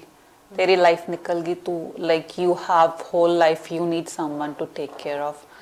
And my answer to them is ਕਿ ਜਦੋਂ ਮੇਰੇ ਕੋਲੋਂ ਖੋਇਆ ਸੀਗਾ ਉਦੋਂ ਵੀ ਰੱਬ ਨੇ ਮੇਰੇ ਕੋਲੋਂ ਪੁੱਛ ਕੇ ਨਹੀਂ ਖੋਇਆ। ਜੇ ਰੱਬ ਨੇ ਦੇਣਾ ਤੇ ਉਹਦਾ ਵੀ ਕੋਈ ਟਾਈਮ ਹੋਏਗਾ। So that's what I usually say. So see ਜਦੋਂ ਰੱਬ ਸਾਡੇ ਨਾਲ ਕੁਝ ਕਰ ਦਿੰਦਾ ਹੈਗਾ ਹੈ ਨਾ, ਸੋ ਆਪਾਂ ਉਹਨੂੰ ਰੱਬ ਦਾ ਭਾਣਾ ਮੰਨ ਕੇ ਅੱਗੇ ਚੱਲਣ ਦੀ ਕੋਸ਼ਿਸ਼ ਕਰਦੇ। ਇੱਕ ਪਰਿਵਾਰ ਮੈਂ ਆਪਣੇ ਪਰਿਵਾਰ ਦੀ ਹੀ ਇੱਥੇ ਐਗਜ਼ਾਮਪਲ ਦਊਂਗੀ ਕਿ ਬੜੇ ਸੋਹਣੇ ਤਰੀਕੇ ਦੇ ਨਾਲ ਅਸੀਂ ਜੋ ਆਪਣੀ ਸਮਝ ਦੇ ਹਿਸਾਬ ਦੇ ਨਾਲ ਸੋਹਣੇ, ਸ਼ਾਇਦ ਕਿਸੇ ਲਈ ਇਹ ਗਲਤ ਹੋਵੇ ਜਾਂ ਕਿਸੇ ਲਈ ਠੀਕ ਹੋਵੇ, ਬਟ what we thought ਕਿ ਇਹ ਸਾਡਾ ਹੀ ਬੱਚਾ ਹੈਗੀ ਹੈ ਨਾ, ਇਹਦੇ ਬੱਚੇ ਸਾਡੇ ਬੱਚੇ ਨੇ। ਸੋ ਇੱਕ ਬੜੀ ਵਧੀਆ ਮਿਸਾਲ ਇੱਕ ਮੇਰੇ parents, I am very proud of my parents ਕਿ ਉਹ ਈਵਨ ਕਿ ਬਜ਼ੁਰਗ ਨੇ, ਕਾਫੀ ਉਹਨਾਂ ਦੀ ਕਦਰਾਂ ਕੀਮਤਾਂ ਪੁਰਾਣੇ ਜ਼ਮਾਨੇ ਵਾਲੀਆਂ ਨੇ, ਉਹ ਕੋਈ ਯੰਗ ਨਹੀਂ ਹੈਗੇ, ਦੇ ਆਰ ਓਵਰ 70 ਨਾਓ ਹੈ ਨਾ। ਬਟ ਉਹ ਕਈ ਵਾਰੀ ਹਾਲੇ ਕਿ ਮੈਂ ਵੀ ਕਹਿ ਦਾਂਗੀ ਕਿ ਮੰਮਾ ਇਦਾਂ ਨਹੀਂ, ਇਦਾਂ ਕਰ ਲਿਆ ਕਰੋ, ਮਾਮਾ ਕਰਨਗੇ ਨਹੀਂ ਬੇਟਾ ਇਦਾਂ ਨਹੀਂ ਕਰਨਾ ਹੈਗਾ, ਹਨਾ। ਸੋ ਉਹ ਬੜੇ ਅੱਛੇ ਤਰੀਕੇ ਦੇ ਨਾਲ ਵੀ ਮਤਲਬ ਸੰਮੀਤ ਦੇ ਨਾਲ ਜਿਵੇਂ ਉਹਨੂੰ ਪਿਆਰ ਨਾਲ ਰੱਖਣਾ ਚਾਹੀਦਾ, ਰੱਖ ਕੇ ਅੱਗੇ ਚੱਲਦੇ ਨੇ, ਹਨਾ। ਸੋ ਇਹਦੇ ਵਿੱਚ ਕਈ ਵਾਰੀ ਕਮਿਊਨਿਟੀ ਵਾਲੇ ਉਹਦੇ 'ਚ ਵੀ ਆਪਾਂ ਐਜ਼ ਅ ਕਮਿਊਨਿਟੀ ਉਹਦੇ ਵਿੱਚ ਆਪਾਂ ਸਾਨੂੰ ਕਹਿ ਦਿੰਦੇ ਨੇ ਆ ਕੇ ਕਈ ਵਾਰੀ ਕੁਛ ਕਿ ਉਹ ਉੱਥੇ ਗਈ ਸੀਗੀ, ਇੱਥੇ ਖੜੀ ਸੀਗੀ, ਜਾਂ ਸਰਮੀਤ ਨੂੰ ਕਹਿ ਦੇਣਗੇ। ਕਈ ਵਾਰੀ ਕੀ ਹੁੰਦਾ ਹੈ, ਆਪਾਂ ਨੇ ਗੱਲ ਕੀਤੀ ਹੁੰਦੀ ਹੈ ਮੇਰੇ ਨਾਲ, ਤੁਸੀਂ ਆ ਕੇ ਗੱਲ ਕਰਨ ਲੱਗੇ, ਤੁਸੀਂ ਕੁਛ ਕਿਹਾ, ਮੈਂ ਅੱਗੋਂ ਕਹਿ ਦਿੱਤਾ, ਤੇ ਮੇਰੀ ਗੱਲ ਇਹ ਨਹੀਂ ਦੱਸਣਾ ਜਾ ਕੇ ਵੀ ਮੈਂ ਕੀ ਪਹਿਲਾਂ ਕਿਹਾ ਸੀ। ਆਪਸ ਦੇ ਵਿੱਚ ਕੌਨਫਲਿਕਟਸ ਕਰਾਉਣ ਦੀ ਕੋਸ਼ਿਸ਼ ਕਰਦੇ ਨੇ, ਹਨਾ। ਸੋ did you ever experience that? many times many times, many ਹਨਾ। times, yeah. ਸੋ ਇਹ ਚੀਜ਼ਾਂ ਨਾ ਬੰਦ ਹੋਣੀਆਂ ਚਾਹੀਦੀਆਂ ਨੇ। ਦੇਖੋ ਇੱਕ ਤਾਂ ਫੈਮਿਲੀ ਦੇ ਉੱਤੇ ਅੱਗੇ ਕਹਿਰ ਟੁੱਟਿਆ ਪਿਆ ਹੈਗਾ, ਹਨਾ। ਉਹਨਾਂ ਦਾ ਇੱਕ ਘਰ ਦਾ ਜੀ ਚਲਾ ਗਿਆ ਜਿਹਨੇ ਕਿ ਕਦੀ ਵਾਪਸ ਨਹੀਂ ਆਣਾ। ਦੂਜਾ families juggling to get along, to get through ਜਾਂ ਗੈਟ ਬਾਏ, ਹਨਾ। ਤੇ ਉਹਦੇ ਵਿੱਚ ਆ ਕੇ ਤੁਸੀਂ ਆਪਣੀਆਂ ਅੜਚਨਾ ਨਾ ਪਾਇਆ ਕਰੋ। ਸਗੋਂ ਮੈਂ ਤੇ ਕਹਿੰਦੀ ਹਾਂ ਕਿ ਜਦੋਂ ਕਿਸੇ ਕੋਲ ਦੁੱਖ ਹੁੰਦਾ ਉਹਦੇ ਤੇ ਪਲੇਟ ਆਲਰੇਡੀ ਦੁੱਖਾਂ ਨਾਲ ਫੁੱਲ ਹੈਗੀ ਹੈ, ਤੁਸੀਂ ਉਹਦੇ 'ਚ ਹੋਰ ਕੀ ਐਡ ਕਰ ਲੈਣਾ? ਤੈਨੂੰ ਆ ਕੇ ਕਿਸੇ ਦਾ ਦੁੱਖ ਦੇਣਾ ਜਾਂ ਮੈਨੂੰ ਆ ਕੇ ਜਾਂ ਫੈਮਿਲੀ ਨੂੰ। ਸੋ ਇਹ ਚੀਜ਼ਾਂ ਨੂੰ ਸੋਚਿਆ ਕਰੋ। ਜ਼ਰੂਰੀ ਨਹੀਂ ਹੁੰਦਾ ਕਿ ਇੱਕ ਫੈਮਿਲੀ, ਜੇ ਹੁਣ ਮੈਂ ਇਹ ਦੇਖਦੀ ਹੁੰਦੀ ਹਾਂ ਕਿ ਕਈ ਵਾਰੀ ਜਿਵੇਂ ਕਹਿੰਦੇ ਨੇ ਵੀ ਇੱਕ ਫੈਮਿਲੀ ਦੇ ਵਿੱਚ ਪ੍ਰੋਬਲਮ ਆ ਜਾਏ ਤਾਂ ਦੇ ਆਰ ਵੈਰੀ ਹੈਪੀ, ਅਸੀਂ ਫੈਸਲੇ ਕਰਾਉਣ ਜਾਈਏ ਜਾਂ ਇੱਥੇ ਲੜਾਈ ਪੈ ਗਈ, ਤੈਨੂੰ ਵਿਚਾਰੀ ਕਹਿਣ, ਸਾਨੂੰ ਵਿਚਾਰੇ ਕਹਿਣ। ਪਰ ਜਦੋਂ ਉਹ ਦੇਖਦੇ ਨੇ ਕਿ ਇੱਥੇ ਫੈਮਿਲੀ 'ਚ ਕੋਈ ਪ੍ਰੋਬਲਮ ਨਹੀਂ, ਫਿਰ they want to create that, ਹੈ ਨਾ। ਇਹਨਾਂ ਚੀਜ਼ਾਂ ਤੋਂ ਦੂਰ ਰਿਹਾ ਕਰੋ। ਜ਼ਰੂਰੀ ਨਹੀਂ ਹੁੰਦਾ ਹੈਗਾ ਹਰ ਫੈਮਿਲੀ ਦੇ ਵਿੱਚ ਕਿਤੇ ਨਾ ਕਿਤੇ ਕਿੱਥੇ ਜਾਂਦੇ ਦੋ ਭਾਂਡੇ ਹੁੰਦੇ ਨੇ, ਖੜਕਦੇ ਨੇ, ਹੈ ਨਾ। ਇਹ ਨਹੀਂ ਕਿ ਅਸੀਂ ਪਰਫੈਕਟ ਆ ਜਾਂ ਸੰਮੀਤ ਪਰਫੈਕਟ ਹੈ ਜਾਂ ਸਾਡੀ ਸਾਰੀ ਫੈਮਿਲੀ ਪਰਫੈਕਟ ਹੈ। ਦੇਰ ਆਰ ਟਾਈਮਸ ਜਿੱਥੇ ਡਿਸਐਗਰੀਮੈਂਟਸ ਹੋ ਜਾਂਦੀਆਂ ਨੇ ਜਾਂ ਕੋਈ ਵੀ ਘਰ ਦੇ ਵਿੱਚ ਪ੍ਰੋਬਲਮ ਆ ਸਕਦੀ ਹੈ, ਬਟ ਅਸੀਂ ਉਹਨੂੰ ਸੋਲਵ ਕਰਕੇ ਅੱਗੇ ਕਿਵੇਂ ਜਾਣਾ ਹੈ ਉਹ ਜ਼ਿਆਦਾ ਜ਼ਰੂਰੀ ਹੈ, ਨਾ ਕਿ ਉਸ ਚੀਜ਼ ਨੂੰ ਫੜ ਕੇ ਉੱਥੇ ਬੈਠੇ ਰਹਿਣਾ, ਹੈ ਨਾ। ਸੋ ਇਹਨਾਂ ਚੀਜ਼ਾਂ ਜਦੋਂ ਕੋਈ ਫੈਮਿਲੀ ਲੰਘੀ ਜਾ ਰਹੀ ਹੈ ਨਾ, ਤਾਂ ਪਲੀਜ਼ ਉਹਦੇ 'ਤੇ ਐਡ ਨਾ ਕਰਿਆ ਕਰੋ ਜਾ ਕੇ, ਹੈ ਨਾ। ਅਤੇ ਇੱਕ ਜਿਹੜੇ ਟੈਬੂਜ਼ ਬਣਾਏ ਹੋਏ ਨੇ ਕਿ ਹੁਣ ਇਹ ਫੈਮਿਲੀ ਦੇ ਅਸੀਂ ਜੱਜ ਬਣ ਜਾਣਾ ਹੈ ਨਾ, ਇਹ ਚੀਜ਼ਾਂ ਨਹੀਂ ਹੋਣੀਆਂ ਚਾਹੀਦੀਆਂ ਹੈਗੀਆਂ। ਸੋ ਸਰਮੀਤ ਫਿਰ ਉਸ ਤੋਂ ਬਾਅਦ ਜਿਵੇਂ ਇੱਕ ਫੈਮਿਲੀ ਨੇ ਬੜਾ ਅੱਛਾ ਉਪਰਾਲਾ ਕੀਤਾ, ਆਪਾਂ ਉਹਦੀ ਲਾਈਫ ਸੈਲੀਬ੍ਰੇਟ ਕਰਦੇ ਹਾਂ ਰਾਜੇ ਦੀ, ਹੈ ਨਾ। ਸੋ ਉਹਦੇ ਬਾਰੇ ਜਦੋਂ how do you feel about that ਵੀ ਰਾਜੇ ਦੀ ਯਾਦ ਦੇ ਵਿੱਚ ਆਪਾਂ ਹਰ ਸਾਲ ਇੱਕ ਜਸ਼ਨ ਕਰਦੇ ਹਾਂ, ਰਾਈਟ ਫॉर ਰਾਜਾ ਕਰਦੇ ਹਾਂ ਜਾਂ ਇੱਕ ਆਰਗੇਨਾਈਜੇਸ਼ਨ ਸ਼ੁਰੂ ਕੀਤੀ, ਤੇ ਉਹਦੇ ਬਾਰੇ ਤੁਹਾਨੂੰ ਕਿੱਦਾਂ ਲੱਗਦਾ ਹੈ ਵੀ ਅੱਛਾ ਕੰਮ ਹੋ ਰਿਹਾ ਹੈ? ਹਾਂਜੀ, ਬਹੁਤ ਅੱਛਾ ਕੰਮ ਹੋ ਰਿਹਾ। ਪਰ ਜਿਵੇਂ ਕਿ ਮੈਨੂੰ ਪਰਸਨਲੀ ਬਾਈਕ ਦੀ ਆਵਾਜ਼ ਤੋਂ ਬਿਲਕੁਲ ਮਤਲਬ ਇੱਕਦਮ ਸਾਰਾ ਕੁਝ ਉਦਾਂ ਹੀ ਯਾਦ ਆ ਜਾਂਦਾ ਹਾਲੇ ਤੱਕ, ਈਵਨ ਕਿ 9 ਸਾਲ ਹੋ ਗਏ, ਪਰ ਜਦੋਂ ਵੀ ਕੋਲੋਂ ਦੀ ਬਾਈਕ ਲੰਘਦਾ ਜਾਂ ਮੈਂ ਉਹ ਸੜਕ ਦੇ ਕੋਲੋਂ ਲੰਘਦੀ ਹਾਂ ਜਿੱਥੇ ਹੋਇਆ ਸੀ, ਮੇਰੀ ਆਪਣੀ ਕਾਰ ਦੀ ਸਪੀਡ ਆਟੋਮੈਟਿਕਲੀ ਸਲੋ ਹੋ ਜਾਂਦੀ ਹੈ।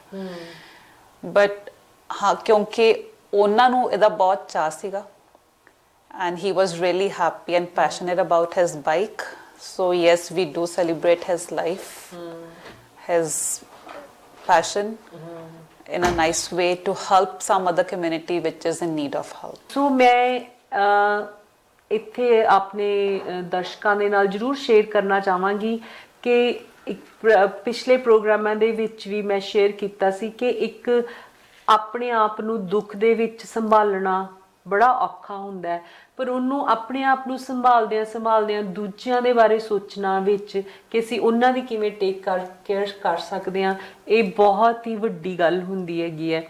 ਸੋ ਫੈਮਿਲੀ ਨੇ ਇੱਕ ਉਪਰਾਲਾ ਕੀਤਾ ਕਿ ਵੀ ਉਹਦੀ ਯਾਦ ਇੱਕ ਬੜੇ ਸੋਹਣੇ ਤਰੀਕੇ ਨਾਲ ਮਨਾਈ ਜਾਵੇ।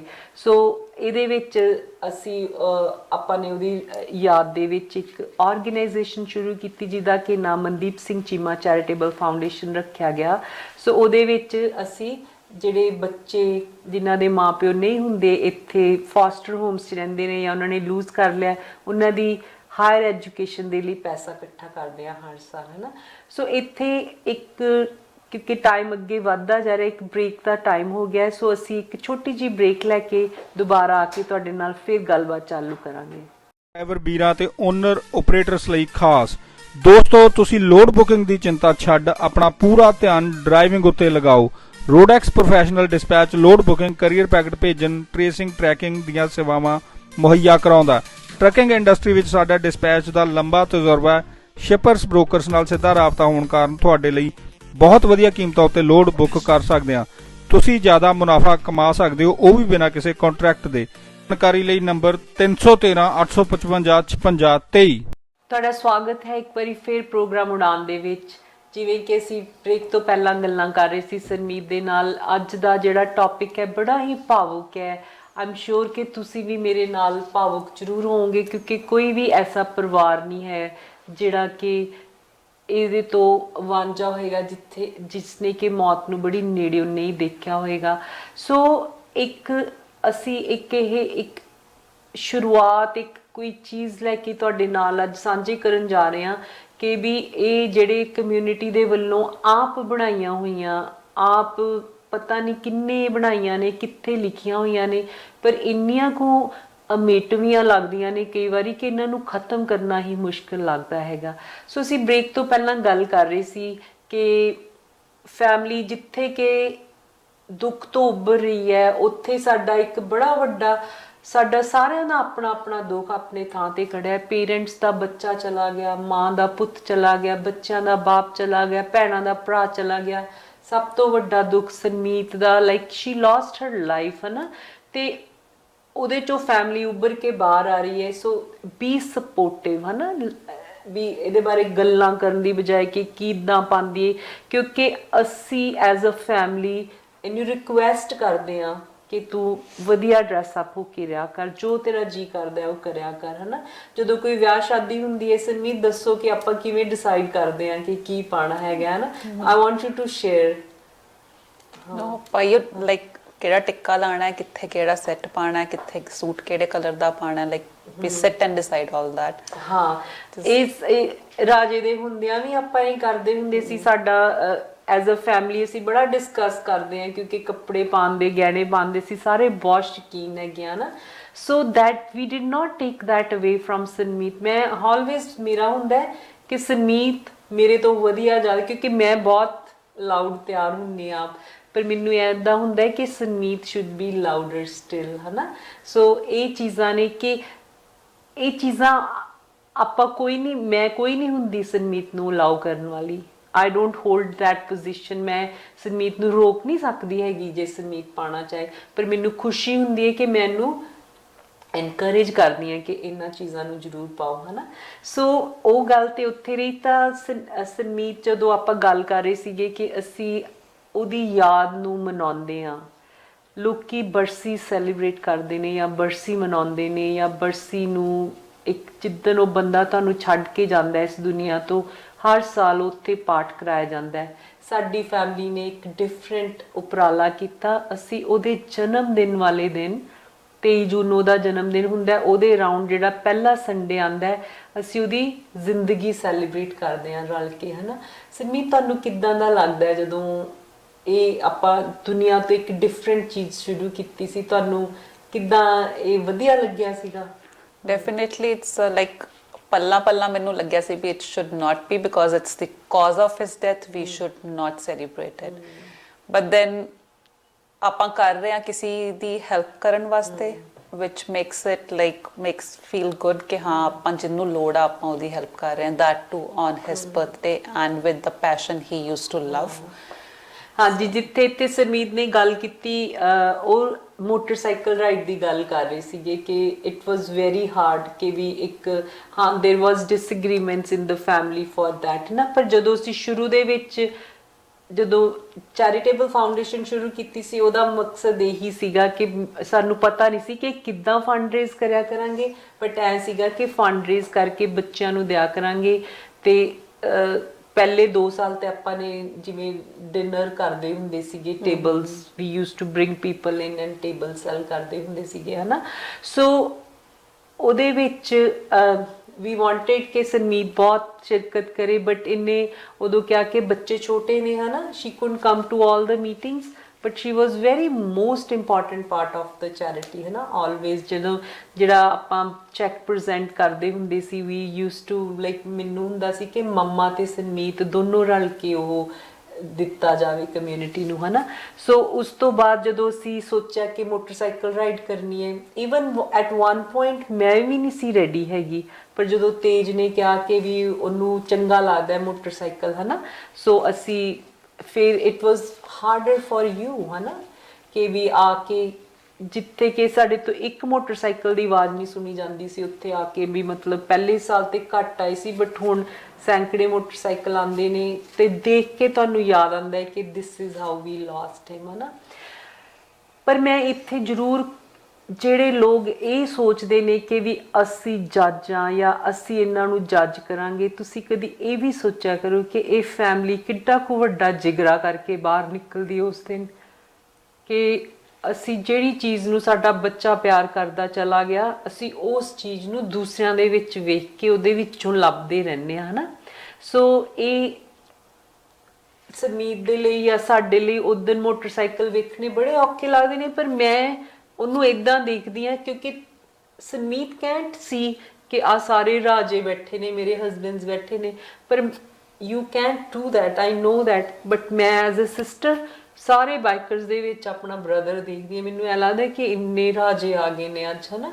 ਸੋ ਇਹ ਜਿੱਥੇ ਤੁਸੀਂ ਇਹ ਜੱਜ ਕਰਨਾ ਚਾਹੁੰਦੇ ਹੋ ਕਿ ਫੈਮਿਲੀ ਨੂੰ ਇੱਦਾਂ ਨਹੀਂ ਕਰਨਾ ਚਾਹੀਦਾ, ਉੱਦਾਂ ਨਹੀਂ ਕਰਨਾ ਚਾਹੀਦਾ, ਕਦੀ ਕ੍ਰੈਡਿਟ ਵੀ ਦਿਆ ਕਰੋ ਅੱਗੇ ਨਿਕਲ ਕੇ, ਕਿਉਂਕਿ ਫੈਮਲੀਜ਼ ਦੇ ਲਈ ਬੜਾ ਔਖਾ ਇੱਕ ਸਟੈਪ ਹੁੰਦਾ ਹੈ ਨਾ। ਸੋ ਤੇ ਤੁਸੀਂ ਸਰਮੀਤ ਉਹ ਸ਼ੇਅਰ ਕਰੋ ਜਿੱਥੇ ਪਿਛਲੇ ਸਾਲ ਆ ਕੇ ਮੇਅਰ ਨੇ ਆਪਾਂ ਨੂੰ ਸਰਪ੍ਰਾਈਜ਼ ਕੀਤਾ ਸੀਗਾ। Yeah, with his street is going to be on his name. I know that was a big surprise. Big surprise, Yeah, yeah. So yeah. how did you feel? And you remember what Mayor said that day? ਮੈਂ ਦੱਸਦੀ ਹਾਂ ਹੈ ਨਾ।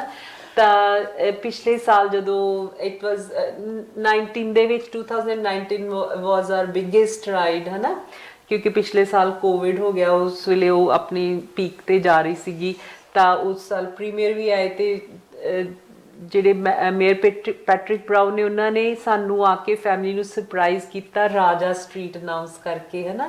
ਤੇ ਉਹਨਾਂ ਨੇ ਇਹ ਕਿਹਾ ਕਿ ਰਾਜਾ lived with you for 38 years because Raja was 38 years old when he left us. The Raja is going to live in Brampton forever, and it was very proud moment for our family, है ना? But again, that must have made you feel very good, है ना? I know ਮੇਰੇ ਬੇਟੇ ਨੇ ਹਾਲੇ ਵੀ ਆਪਣੀ ਉਹਦੇ ਰੂਮ ਦੇ ਉੱਤੇ that thing he gave with his name Raja Street on ਉਹਨੇ ਆਪਣੇ ਕਮਰੇ ਚ ਲਾਇਆ ਹੋਇਆ ਪਿੱਛੇ। ਸੋ ਜਿੱਥੇ ਕਿ ਅਸੀਂ ਕਮਿਊਨਿਟੀ ਨੂੰ ਸੇਧ ਦੇ ਰਹੇ ਹਾਂ ਕਿ ਇਦਾਂ ਡਿਫਰੈਂਟ ਕਰ ਜਾਏ, ਉੱਥੇ ਜਿਹੜੀ ਕਮਿਊਨਿਟੀ ਨਾਲ ਖੜੀ ਹੈ ਅਸੀਂ ਉਹਦੇ ਵੀ ਬਹੁਤ ਸ਼ੁਕਰਗੁਜ਼ਾਰ ਹਾਂ, ਕਿਉਂਕਿ ਇੱਕ ਕਾਫੀ ਜ਼ਿਆਦਾ ਹੋ ਤੁਸੀਂ ਜਿਹੜੇ ਸਾਨੂੰ ਉਸ ਦਿਨ ਆ ਕੇ ਸੰਭਾਲਦੇ ਹੋ, ਸਾਡੇ ਨਾਲ ਖੜਦੇ ਹੋ, ਸਾਡੇ ਕੌਜ਼ ਦੇ ਵਿੱਚ ਤੁਸੀਂ ਹੈਲਪ ਕਰਦੇ ਹੋ, ਤਨ ਮਨ ਧਨ ਇੰਨਾ ਫੰਡ ਤੁਹਾਡੀ ਹੈਲਪ ਦੇ ਨਾਲ ਹੀ ਉਦਣ ਇਕੱਠਾ ਹੁੰਦਾ ਹੈਗਾ। ਸੋ ਅਸੀਂ ਐਜ਼ ਅ ਪਰਿਵਾਰ ਬਹੁਤ ਹੀ ਸ਼ੁਕਰਗੁਜ਼ਾਰ ਹਾਂ ਤੁਹਾਡੇ ਕਿ ਤੁਸੀਂ ਨਾ ਕਿ ਅਸੀਂ ਇਹ ਨਹੀਂ ਕਿ ਇੱਕ ਨੈਗੇਟਿਵ ਪਾਸੇ ਵੱਲ ਹੀ ਦੇਖੀ ਜਾਏ ਕਿ ਪਰਿਵਾਰ ਨੇ ਨੈਗੇਟਿਵ ਕੀ ਫੇਸ ਕੀਤਾ, ਪਰ ਅਸੀਂ ਇਹ ਵੀ ਉਸ ਸੇਮ ਟਾਈਮ ਤੇ we want to be thankful of this community, beautiful community, giving community, ਜਿਨ੍ਹਾਂ ਨੇ ਕਿ ਇਹ ਸਾਡਾ ਇੱਕ ਸੋਚ ਲੈ ਕੇ ਜੋ ਪਰਿਵਾਰ ਚੱਲਿਆ ਉਹਦੇ ਨਾਲ ਖੜੇ, ਕਿਉਂਕਿ ਸਾਡੇ ਲਈ ਉਹ ਇੱਕ ਦਿਨ ਉਹਦੀ ਯਾਦ ਦਾ ਹੁੰਦਾ। ਸਾਨੂੰ ਐ ਲੱਗਦਾ ਕਿ ਅੱਜ ਸਾਰੇ ਰਾਜੇ ਦੀ ਗੱਲ ਕਰ ਰਹੇ ਨੇ, ਅੱਜ ਸਾਰੇ ਰਾਜੇ ਕਰਕੇ ਇੱਥੇ ਆਏ ਹੋਏ ਨੇ, ਜਿੱਥੇ ਕਿ ਥੋੜੇ ਸਾਲਾਂ ਬਾਅਦ ਲੋਕੀ ਕਈ ਵਾਰੀ ਭੁੱਲ ਜਾਇਆ ਕਰਦੇ ਨੇ ਹੈ ਨਾ। ਸੋ ਕਮਿਊਨਿਟੀ ਦਾ ਸਾਡਾ ਬਹੁਤ ਥੈਂਕਸ ਹੈ ਕਿ ਇੱਥੇ ਸਾਡੇ ਨਾਲ ਤੁਸੀਂ ਆ ਕੇ ਦਿਨ ਮਨਾਉਂਦੇ ਹੋ ਹੈ ਨਾ। ਸੋ ਸਰਮੀਤ ਰਾਜੇ ਨੂੰ ਹੋਰ ਕਿਹੜੀਆਂ ਗੱਲਾਂ ਦਾ ਸ਼ੌਂਕ ਸੀ ਜਿਹੜਾ ਤੁਸੀਂ ਉਹਦੇ ਤੋਂ ਬਾਅਦ ਬੱਚਿਆਂ ਦੇ ਵਿੱਚ ਪੂਰਾ ਕਰ ਰਹੇ ਹੋ? He was very very very close to his kids. Even ਮੈਨੂੰ ਹਾਲੇ ਵੀ ਯਾਦ ਹੈ ਜਿੱਦਣ ਐਕਸੀਡੈਂਟ ਹੋਇਆ ਸੀਗਾ, ਸ਼ਾਮ ਦੁਪਹਿਰ ਦੀ ਗੱਲ ਹੈ, ਮੈਂ ਬੇਟੇ ਨੂੰ ਵੱਡੇ ਨੂੰ ਭੰਗੜੇ ਦੀ ਪ੍ਰੈਕਟਿਸ ਤੇ ਲੈ ਕੇ ਜਾਣਾ ਸੀਗਾ, ਐਂਡ ਆਈ ਮੇਡ ਪਰੌਂਠੇ ਤੇ ਮੈਂ ਇਹਨਾਂ ਨੂੰ ਮੈਂ ਕਿਹਾ ਤੁਸੀਂ ਖਾ ਲਓ, ਐਂਡ I don't know ਇਹਨਾਂ ਦੇ ਮਨ 'ਚ ਕੀ ਸੀਗਾ, and he started feeding the kids first ਕਿ ਮੈਂ ਪਹਿਲਾਂ ਇਹਨਾਂ ਨੂੰ ਖਵਾ ਲਵਾਂ, ਮੈਂ ਆਪ ਬਾਅਦ ਚੋਂ ਖਾ ਲਾਂਗਾ। And that was the last time ਕਿ ਇਹਨਾਂ ਨੇ ਬੱਚਾ ਨੂੰ ਖਵਾਇਆ ਸੀਗਾ। And he always used to say ਕਿ ਸੰਮੀਤ ਬਸ 2 ਸਾਲ ਦੇ ਦੇ ਮੈਨੂੰ, ਉਸ ਤੋਂ ਬਾਅਦ I will be settle down and like ਆਪਾਂ ਬੱਚਿਆਂ ਨੂੰ ਐਸ਼ ਕਰਾਣੀ ਆ। ਹੀ ਵਾਸ ਆਲਵੇਜ਼ ਕਿ ਮੈਂ ਦੇਖੀ ਮੈਂ ਹੁਣ ਕਿੱਦਾਂ ਇਹਨਾਂ ਦਾ ਧਿਆਨ ਰੱਖਦਾ, ਦੇਖੀ ਮੈਂ ਕਿੱਦਾਂ ਐਸ਼ ਕਰਾਉਣਾ ਇਹਨਾਂ ਨੂੰ। ਸੋ ਲਾਈਕ ਕਿਤੇ ਵੀ ਬਾਹਰ ਵੀ ਬੱਚਿਆਂ ਨੂੰ ਹੀ ਵਾਸ ਲਾਈਕ ਕਿਤੇ ਜਾਣਾ, ਰੈਸਟੋਰੈਂਟਸ 'ਚ ਲੈ ਕੇ ਜਾਣਾ, ਉਹਨਾਂ ਨੂੰ ਸ਼ੌਂਕ ਹੁੰਦਾ ਸੀਗਾ ਆਪ ਵੀ ਬਾਹਰ ਖਾਣ ਦਾ। Same was with me too, which I carry on with my kids now. ਤੇ ਹਮੇਸ਼ਾ ਹੁੰਦਾ ਸੀ ਕਿ ਬੱਚਿਆਂ ਨੂੰ ਵੀ ਚੰਗਾ ਖਵਾਉਣਾ ਹੈ, ਚੰਗਾ ਪਾਣਾ ਹੈ। ਤੇ it was always and I try. We are very proud of you and we are very thankful कि Sameet is keeping those same things for kids ਕਿ ਵੀ ਉਹਨਾਂ ਨੂੰ ਜਿਵੇਂ ਉਹਨਾਂ ਦੀਆਂ ਨੀਡਸ ਨੇ ਉਹਨਾਂ ਦਾ ਬੜਾ ਖਿਆਲ ਰੱਖਦੇ ਕਿ they like to eat out ਜਾਂ ਬਾਹਰ ਘੁੰਮਣਾ ਚਾਹੁੰਦੇ ਨੇ। even after Raja you took them to USA to Dubai, 2 ਵਾਰੀ ਇੰਡੀਆ ਲੈ ਕੇ ਗਏ ਹਨ। ਹਾਂਜੀ 2 ਵਾਰੀ। ਸੋ ਇਹ ਹਾਂ ਤਾਂ it is you are taking care of them the way Raja Trying would my have. best. Yeah. So as a community ਮੈਂ ਅੱਜ ਇੱਥੇ ਬੈਠੀ ਇਹਦੀ ਬੇਸ਼ੱਕ ਇਹਦੀ ਵੱਡੀ ਨਨਾਣ ਆ ਜਾਂ ਇਹਦੀ ਰਿਸ਼ਤੇਦਾਰ ਆ ਜਾਂ ਭੈਣ ਆ, ਪਰ ਮੈਂ ਐਜ਼ ਅ ਕਮਿਊਨਿਟੀ ਮੈਂਬਰ ਵੀ ਜੇ ਸੰਮੀਤ ਵਾਂਗਰ ਕੋਈ ਆਪਣੀ ਲਾਈਫ ਕੈਰੀ ਔਨ ਦੀ ਕੋਸ਼ਿਸ਼ ਕਰ ਰਿਹਾ, I have my 100% support for them। ਤੇ ਕਮਿਊਨਿਟੀ ਨੂੰ ਇੱਕ ਸਿਰਫ ਆਵਾਜ਼ ਹੈਗੀ ਹੈ ਕਿ ਵੀ ਤੁਸੀਂ ਕਿਸੇ ਦੇ ਉੱਤੇ ਬੰਦਸ਼ਾਂ ਲਾਉਣ ਤੋਂ ਪਹਿਲਾਂ ਸੋਚਿਆ ਕਰੋ ਕਿ ਜੇ ਮੇਰੇ ਤੇ ਕੋਈ ਐਵੇਂ ਦੀ ਬੰਦਸ਼ ਲਾਏ ਮੈਨੂੰ ਕਿੰਨਾ ਕੁ ਚੰਗਾ ਲੱਗੇਗਾ। ਸਾਨੂੰ ਕੋਈ ਆਪਾਂ ਸਿੱਧੇ ਤੁਰੇ ਜਾਂਦੇ ਹੋਏ ਨਾ, ਆਪਾਂ ਕਾਰ ਚਲਾਉਂਦੇ ਹੋਏ ਆਪਾਂ ਨੂੰ ਕੋਈ ਕਹੇ ਕਿ ਲੇਨ ਚੇਂਜ ਕਰ ਲੈ, ਆਪਾਂ ਉਹ ਨਹੀਂ ਬਰਦਾਸ਼ਤ ਕਰ ਸਕਦੇ ਹੈਗੇ। ਤੇ ਕਿਸੇ ਨੂੰ ਇਹ ਦੱਸਣ ਬਹਿ ਜਾਣਾ ਕਿ ਤੂੰ ਜ਼ਿੰਦਗੀ ਕਿਵੇਂ ਜੀਣੀ ਹੈ, ਹੁਣ ਇਹ ਮੈਨੂੰ ਲੱਗਦਾ ਹੈ ਕਿ ਬਹੁਤ ਜ਼ਿਆਦਾ ਹੋ ਜਾਂਦਾ ਹੈ। ਸੋ ਇਹਦੇ ਬਾਰੇ ਆਪਾਂ ਨੂੰ ਇੱਕ ਸੋਚਣ ਦੀ ਵਿਚਾਰਨ ਦੀ ਗੱਲ ਹੈ। ਮੈਂ ਨਾ ਥੋੜੇ ਦਿਨ ਹੋਏ ਮੈਂ ਇੱਕ ਪ੍ਰੋਗਰਾਮ ਦੇਖ ਰਹੀ ਸੀਗੀ ਅਬਾਊਟ ਅਕਸ਼ੇ ਕੁਮਾਰ, ਉਹਨੇ ਮੂਵੀ ਕੀਤੀ ਹੈ ਨਾ ਲਕਸ਼ਮੀ, ਅਬਾਊਟ ਕਿਨਰਸ ਤੇ ਜਿਵੇਂ ਖੁਸਰੇ ਜਿਨ੍ਹਾਂ ਨੂੰ ਕਹਿ ਦਿੰਦੇ ਨੇ ਹਨਾ। ਉਹਨੇ ਬੜੀ ਵਧੀਆ ਗੱਲ ਕਹੀ, ਕਹਿੰਦਾ ਕਿ ਇਹ ਆਪਾਂ ਜਿਹੜਾ ਆਪਣਾ ਫੋਨ ਹੁੰਦਾ ਉਹਨੂੰ ਹਰ ਸਾਲ ਅਪਡੇਟ ਕਰਦੇ ਆ, ਕਾਰਾਂ ਨੂੰ ਅਪਗ੍ਰੇਡ ਕਰਦੇ ਰਹਿੰਦੇ ਆ ਆਪਾਂ, ਆਪਣੇ ਕੱਪੜੇ ਫੈਸ਼ਨ ਹਰ ਚੀਜ਼ ਨੂੰ ਅਸੀਂ ਅਪਗ੍ਰੇਡ ਜਾਂ ਅਪਡੇਟ ਕਰਦੇ ਰਹਿੰਦੇ ਆ, ਪਰ ਅਸੀਂ ਆਪਣੇ ਆਪ ਨੂੰ ਕਦੋਂ ਕਰਨਾ ਹੈ?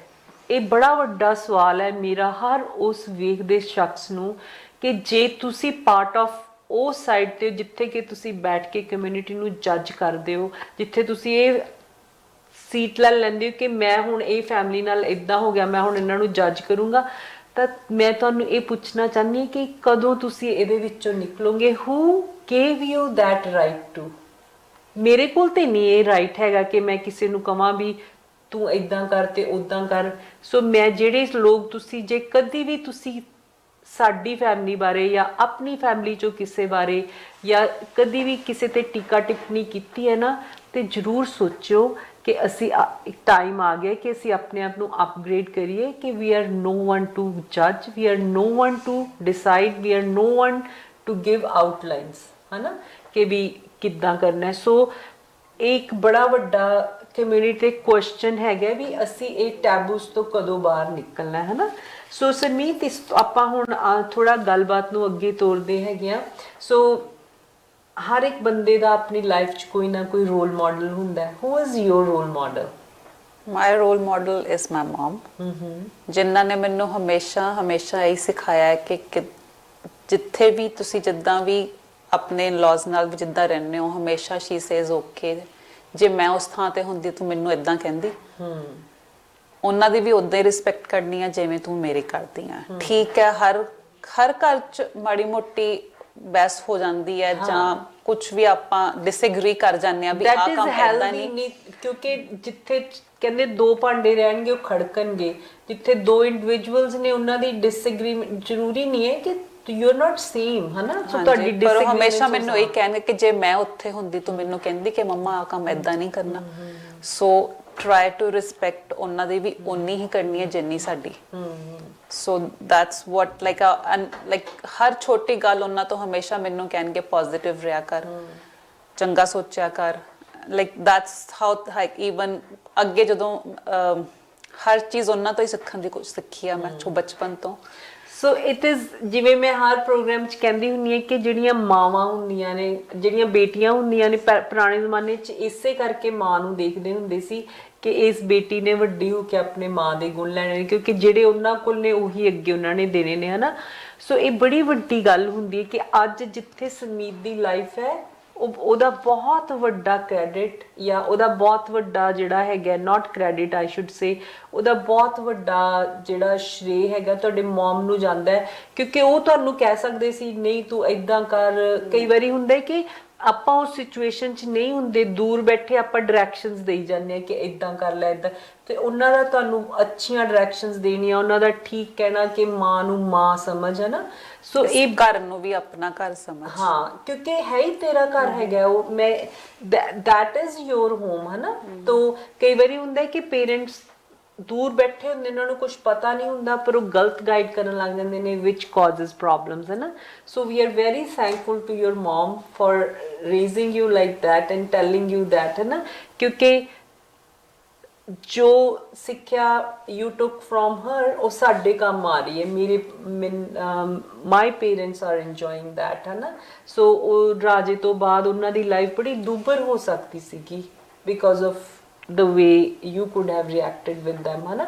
So एक बहुत ही अच्छी ਤਰੀਕੇ ਦੇ ਨਾਲ ਜਿਵੇਂ ਮੇਰਾ ਬਹੁਤ ਜੀ ਕਰਦਾ ਹੁੰਦਾ ਕਿ ਮੈਂ ਸ਼ੇਅਰ ਕਰਾਂ ਕਿ ਵੀ, ਤੇ ਮੈਂ ਹਮੇਸ਼ਾ ਜਦੋਂ ਕਦੇ ਸਾਡੇ ਗੈਦਰਿੰਗ ਵੀ ਹੋਈ ਹੁੰਦੀ ਹੈ, ਮੈਂ ਹਮੇਸ਼ਾ ਉੱਠ ਕੇ ਸੁਰਮੀਤ ਦਾ ਥੈਂਕ ਯੂ ਕਰਦੀ ਹੁੰਦੀ ਹਾਂ। You remember me doing that. ਮੈਂ ਇਹਨੂੰ ਕਹਿੰਦੀ ਹੁੰਦੀ ਹਾਂ Surmeet we thank you for each day you are staying with us, ਹੈ ਨਾ। ਸੋ ਪਰ ਇਹਦੇ ਵਿੱਚ 100% credit goes to her ਤੇ some goes to us for like you know giving you that comfort, that love, ਹੈ ਨਾ। ਸੋ ਮੈਨੂੰ ਇਹ ਵੀ ਬਹੁਤ ਅੱਛਾ ਲੱਗਦਾ ਕਿ ਜਦੋਂ ਵੀ ਸੁਰਮੀਤ ਨੂੰ ਕਿਸੇ ਚੀਜ਼ ਦੀ ਲੋੜ ਹੁੰਦੀ ਹੈ when you call me, ਮੈਨੂੰ ਬੜਾ ਅੱਛਾ ਲੱਗਦਾ ਹੈ whereas I can say ਲੈ ਮੈਨੂੰ ਕਿਉਂ ਫੋਨ ਕਰਦੀ ਹੈਗੀ, ਹੈ ਨਾ। ਸੋ ਇਹ ਛੋਟੀਆਂ ਛੋਟੀਆਂ ਗੱਲਾਂ ਹੁੰਦੀਆਂ ਨੇ ਜਿਹੜੀਆਂ ਕਿ ਸਾਡੇ ਰਿਸ਼ਤੇ ਸਟਰੋਂਗ ਕਰਦੀਆਂ ਰਹਿੰਦੀਆਂ ਨੇ, ਤੇ ਛੋਟੀਆਂ ਛੋਟੀਆਂ ਹੀ ਹੁੰਦੀਆਂ ਨੇ ਜਿਹੜੀਆਂ ਕਿ ਆਪਾਂ ਨੂੰ ਦੂਰ ਕਰ ਦਿੰਦੀਆਂ ਨੇ। ਸੋ ਐਂਡ ਦੇ ਵਿੱਚ Surmeet you want to give message to ਸਾਡੀਆਂ ਜਿਹੜੀਆਂ ਬੀਬੀਆਂ ਭੈਣਾਂ ਜਾਂ ਫੈਮਲੀਜ਼ ਦੇਖ ਰਹੇ ਨੇ ਪ੍ਰੋਗਰਾਮ, ਉਹਨਾਂ ਨੂੰ ਕੋਈ message? Definitely I just want to say ਕਿ ਜਿਹੜਾ ਬੰਦਾ ਆਲਰੇਡੀ ਇੱਕ ਦੁੱਖ ਚੋਂ ਨਿਕਲ ਰਿਹਾ ਉਹਨੂੰ ਪਲੀਜ਼ ਵਿਕਟਮ ਨਾ ਬਣਾਓ, ਬਲਕਿ ਉਹਦੀ ਉੱਭਰ ਕੇ ਸਪੋਰਟ ਕਰੋ। ਉਹਨੂੰ ਜਿੱਦਾਂ ਉਹ ਜੀਣਾ ਚਾਹੁੰਦਾ ਉਹਨੂੰ ਜੀ ਲੈਣ ਦਿਓ। ਜਿਹੜਾ ਚਲਾ ਗਿਆ ਉਹ ਤਾਂ ਚਲਾ ਗਿਆ, ਉਹਨੇ ਵਾਪਸ ਨਹੀਂ ਆਉਣਾ। ਪਰ ਜਿਹੜਾ ਬੰਦਾ ਜ਼ਿੰਦਾ ਹੈ ਉਹਦੀ ਯਾਦ ਦੇ ਵਿੱਚ ਹਾਂ ਉਹ ਰੋਜ਼ ਮਰਦਾ ਜ਼ਰੂਰ ਹੈ, ਪਰ ਉਹਨੂੰ ਜਿੱਦਾਂ ਉਹ ਜੀਣਾ ਚਾਹੁੰਦਾ ਉਹਨੂੰ ਉਦਾਂ ਜੀਣ ਦਿਓ। ਆਪਣੀਆਂ ਰਿਸਟ੍ਰਿਕਸ਼ਨਸ ਆਪਣੇ ਹਿਸਾਬ ਨਾਲ ਆ ਨਹੀਂ ਕਰਨਾ, ਉਹ ਨਹੀਂ ਕਰਨਾ, ਪਲੀਜ਼ ਉਹ ਚੀਜ਼ਾਂ ਨੂੰ ਬੰਦ ਕਰੋ। ਸੋ ਆਈ ਹੋਪ ਤੁਹਾਨੂੰ ਸੁਰਮੀਤ, ਕਿਉਂਕਿ ਇਹ ਮੈਨੂੰ ਹੋਰ ਤਰ੍ਹਾਂ ਕਹਿੰਦੀ, ਕਿਉਂਕਿ ਮੈਂ ਇਸ ਚੀਜ਼ ਨੂੰ ਫੀਲ ਨਹੀਂ ਕਰ ਸਕਦੀ ਹੈਗੀ, ਹੈ ਨਾ। ਜੇ ਮੈਨੂੰ ਕੋਈ ਬ੍ਰਦਰ ਦਾ ਕਹੇ ਮੈਂ ਉਹ ਦੱਸ ਸਕਦੀ ਹਾਂ, but I can not feel the same thing. ਮੈਨੂੰ ਲੱਗਦਾ ਹੈ ਕਿ ਆਹ ਗਲਤ ਹੈ ਜਾਂ ਠੀਕ ਹੈ, ਬਟ ਜਿਵੇਂ ਸੁਰਮੀਤ ਨੇ ਦਿਲੋਂ ਫੀਲ ਕਰਕੇ ਇੱਕ ਮੈਸੇਜ ਬਾਹਰ ਭੇਜਿਆ ਕਿ ਹਾਂ ਉਹ ਵਿਕਟਮ ਨਹੀਂ ਬਣ ਜਾਂਦਾ ਜੀ। ਉਹ ਤੁਸੀਂ ਉਹਨੂੰ ਇੱਕ ਪਤਾ ਨਹੀਂ ਕਟਗਰੇ 'ਚ ਖੜਾ ਕਰਨਾ ਚਾਹੁੰਦੇ ਹੋ ਜਾਂ ਕੀ ਉਹਦੇ ਨਾਲ ਸਲੂਕ ਕਰਨਾ ਚਾਹੁੰਦੇ ਹੋ। ਨੋ, ਉਹ ਬੰਦਾ ਫਿਰ ਵੀ ਉਹੀ ਬੰਦਾ ਹੁੰਦਾ ਜਿਹੜਾ ਕਿ ਉਹ ਕਿਸੇ ਨੂੰ ਲੂਜ਼ ਕਰਨ ਤੋਂ ਪਹਿਲਾਂ ਹੁੰਦਾ। ਹੁਣ ਸਗੋਂ ਉਹਦੇ ਤੇ ਦੁੱਖਾਂ ਦਾ ਪਹਾੜ ਟੁੱਟ ਪਿਆ ਹੋਇਆ। ਸੋ ਉਹਨੂੰ ਤੁਸੀਂ ਸਪੋਰਟ ਤੁਹਾਡੀ ਜ਼ਰੂਰ ਚਾਹੀਦੀ ਹੈ, ਉਹਨੂੰ ਤੁਹਾਡਾ ਪਿਆਰ ਚਾਹੀਦਾ, ਸਪੋਰਟ ਚਾਹੀਦੀ ਹੈ, ਤੁਹਾਡਾ ਵੱਖਰੀ ਨਿਗਾਹ ਦੇ ਨਾਲ ਉਹਨੂੰ ਦੇਖਣਾ ਜਾਂ ਉਹਦੇ ਲਈ ਅਲੱਗ ਸਮਾਜ ਕ੍ਰੀਏਟ ਕਰ ਦੇਣਾ ਜਾਂ ਉਹਦੇ ਲਈ ਅਲੱਗ ਹਦਾਇਤਾਂ ਕਾਇਮ ਕਰ ਦੇਣੀਆਂ। ਇਹ ਜ਼ਰੂਰੀ ਨਹੀਂ ਹੈਗਾ, ਜ਼ਰੂਰੀ ਨਹੀਂ, ਇਹ ਮੈਨੂੰ ਲੱਗਦਾ ਇਲੀਗਲ ਹੈਗਾ ਵੀ, ਮਤਲਬ ਇਟ ਇਜ਼ ਨਾਟ ਅਲਾਊਡ ਮੇਰੇ ਹਿਸਾਬ ਦੇ ਨਾਲ। ਮੈਂ ਪ੍ਰੋਗਰਾਮ ਸ਼ੁਰੂ ਕਰਨ ਤੋਂ ਪਹਿਲਾਂ ਵੀ ਕਹਿ ਰਹੀ ਸੀ ਆਈ ਵਿਸ਼ ਮੈਨੂੰ ਉਹ ਬੰਦਾ ਲੱਭ ਜੇ ਜਾਂ ਉਹ ਬੁੱਕ ਲੱਭ ਜੇ ਜਿੱਥੋਂ ਇਹ ਪੜ੍ਹ ਕੇ ਸਾਰੇ ਰੂਲਸ ਅਪਲਾਈ ਹੁੰਦੇ ਨੇ, ਤਾਂ ਮੈਂ ਉਸ ਬੁੱਕ ਨੂੰ ਫਾੜਨਾ ਚਾਹਾਂਗੀ। ਇਹ ਤਾਂ ਆਪਣੀ ਲੋਕਾਂ ਦੀ ਸੋਚ ਹੈ। ਜੇ ਆਪਾਂ ਦੇਖਿਆ ਜਾਵੇ ਤਾਂ ਬਹੁਤ ਦੇਰ ਪਹਿਲਾਂ ਜਦੋਂ ਰੂਲਸ ਚੇਂਜ ਹੋਏ ਸੀਗੇ ਵਿਡੋ ਰੀਮੈਰਿਜ ਤੇ ਇਹ ਉਹ ਲੋਕੀ ਸਭ ਭੁੱਲ ਬੈਠੇ ਨੇ ਉਹ ਵਾਲਾ। It was changed long time ago, but I don't know, people ਸਾਡੇ ਗੁਰੂਆਂ thinking is still there. ਸਾਡੇ ਗੁਰੂਆਂ ਨੇ ਪਹਿਲਾਂ ਸਤੀ, ਉਸ ਤੋਂ ਉੱਤੇ ਹੁੰਦਾ ਸੀ ਪਹਿਲਾਂ ਕਿ ਮਤਲਬ ਸਤੀ ਪ੍ਰਥਾ ਹੁੰਦੀ ਸੀ ਕਿ ਯੂ ਬਰਨ ਦੈਟ, ਪਰ ਉਦੋਂ ਤੇ ਚਲੋ ਮਾਰ ਦਿੰਦੇ ਸੀ, ਬੰਦਾ ਸੜ ਕੇ ਇੱਕ ਵਾਰੀ ਖਤਮ ਹੋ ਜਾਂਦਾ ਸੀ। ਪਰ ਜਿਹੜਾ ਹੁਣ ਦਾ ਸਮਾਜ ਕਰਦਾ ਹੈ ਨਾ, ਤੁਸੀਂ ਮਤਲਬ ਰੋਜ਼ ਸਾੜਨ ਦੀ ਕੋਸ਼ਿਸ਼ ਕਰਦੇ, not all of you, some of you try to do that. ਇਹ ਜਿਹੜੀਆਂ ਤੁਸੀਂ ਛੋਟੀਆਂ ਛੋਟੀਆਂ ਸੱਟਾਂ ਮਾਰਦੇ ਹੋ ਨਾ ਹੌਲੀ ਹੌਲੀ ਕਹਿ ਕੇ, ਇਹ ਜ਼ਿਆਦਾ ਬਰਦਾਸ਼ਤ ਕਰਨੀਆਂ ਔਖੀਆਂ ਹੁੰਦੀਆਂ ਨੇ, ਹਨਾ। ਵੇਅਰਐਜ਼ ਕਿ ਉਦੋਂ ਕਿਉਂਕਿ ਮੈਨੂੰ ਪਤਾ ਸਮਾਜ ਨੂੰ ਪਤਾ ਹੋਣਾ ਹੈ ਕਿ ਅਸੀਂ ਕਿਹੜੇ ਵਾਏ ਜੋਗੇ ਹਾਂ, ਤਾਂ ਹੀ ਉਦੋਂ ਮੇਬੀ ਉਹ ਸਾੜ ਕੇ ਖਤਮ ਕਰ ਦਿੰਦੇ ਹੋਣੇ ਨੇ। ਸੋ ਐਂਡ ਦੇ ਵਿੱਚ ਮੈਂ ਜ਼ਰੂਰ ਚਾਹਾਂਗੀ ਕਿ ਤੁਸੀਂ ਇਸ ਸਾਡੀ ਬੱਚੀ ਸਰਮੀਤ ਦਾ ਮੈਸੇਜ ਇਹਨੂੰ ਦਿਲ ਨਾਲ ਲਾ ਕੇ ਜ਼ਰੂਰ ਸੋਚਿਓ। ਇਹਨੂੰ ਮੈਂ ਨਹੀਂ ਕਹਿੰਦੀ ਕਿ ਕਿਸੇ ਦੇ ਬੱਚੇ ਨਾਲ ਇਦਾਂ ਹੋਵੇ, ਬਟ ਜੇ ਹੋ ਜਾਂਦਾ ਹੈ ਨਾ, ਉਹਨੂੰ ਵਿਕਟਮ ਨਹੀਂ ਬਣਾਉਣਾ, ਉਹਨੂੰ ਵਿਚਾਰਾ ਨਹੀਂ ਬਣਾਉਣਾ, ਉਹਦੇ ਲਈ ਅਲੱਗ ਸਮਾਜ ਨਹੀਂ ਕ੍ਰੀਏਟ ਕਰਨਾ। ਉਹ ਫਿਰ ਵੀ ਉਹਨੂੰ ਸਗੋਂ ਜ਼ਿਆਦਾ ਪਿਆਰ ਦੇਣਾ, ਉਹਨੂੰ ਜ਼ਿਆਦਾ ਸਪੋਰਟ ਦੇਣੀ, ਉਹਨੂੰ ਜ਼ਿਆਦਾ ਉਹਦੇ ਨਾਲ ਖੜਨਾ, ਇਹ ਸਾਡਾ ਫਰਜ਼ ਹੈ। ਸੋ ਇੱਥੇ ਹੀ ਅਸੀਂ ਅੱਜ ਦਾ ਪ੍ਰੋਗਰਾਮ ਖਤਮ ਕਰਦੇ ਹਾਂ। ਅਤੇ ਮੈਂ ਮੁਆਫੀ ਮੰਗਣਾ ਚਾਹਾਂਗੀ ਜੇ ਮੈਂ ਕਿਸੇ ਦੀਆਂ ਫੀਲਿੰਗਸ ਨੂੰ ਹਰਟ ਕੀਤਾ, but this is what I felt from my heart. ਅਤੇ ਮੈਂ ਚਾਹੁੰਦੀ ਸੀ ਕਿ ਮੈਂ ਜ਼ਰੂਰ ਆਪਣੀ ਫੈਮਿਲੀ ਨੂੰ ਲਿਆ ਕੇ ਇਹ ਗੱਲ ਕਹਿ ਸਕਾਂ, ਕਿਉਂਕਿ ਮੈਂ ਇੰਨੀ ਨਹੀਂ ਉਹ ਰੱਖਦੀ ਕਿ ਮੈਂ ਕਿਸੇ 'ਤੇ ਟੀਕਾ ਟਿੱਪਣੀ ਕਰ ਸਕਾਂ। ਸੋ ਅੱਜ ਦਾ ਪ੍ਰੋਗਰਾਮ ਅਸੀਂ ਇੱਥੇ ਹੀ ਖਤਮ ਕਰਦੇ ਹਾਂ। ਸਾਰਿਆਂ ਨੂੰ ਪਿਆਰ ਭਰੀ ਸਤਿ ਸ਼੍ਰੀ ਅਕਾਲ।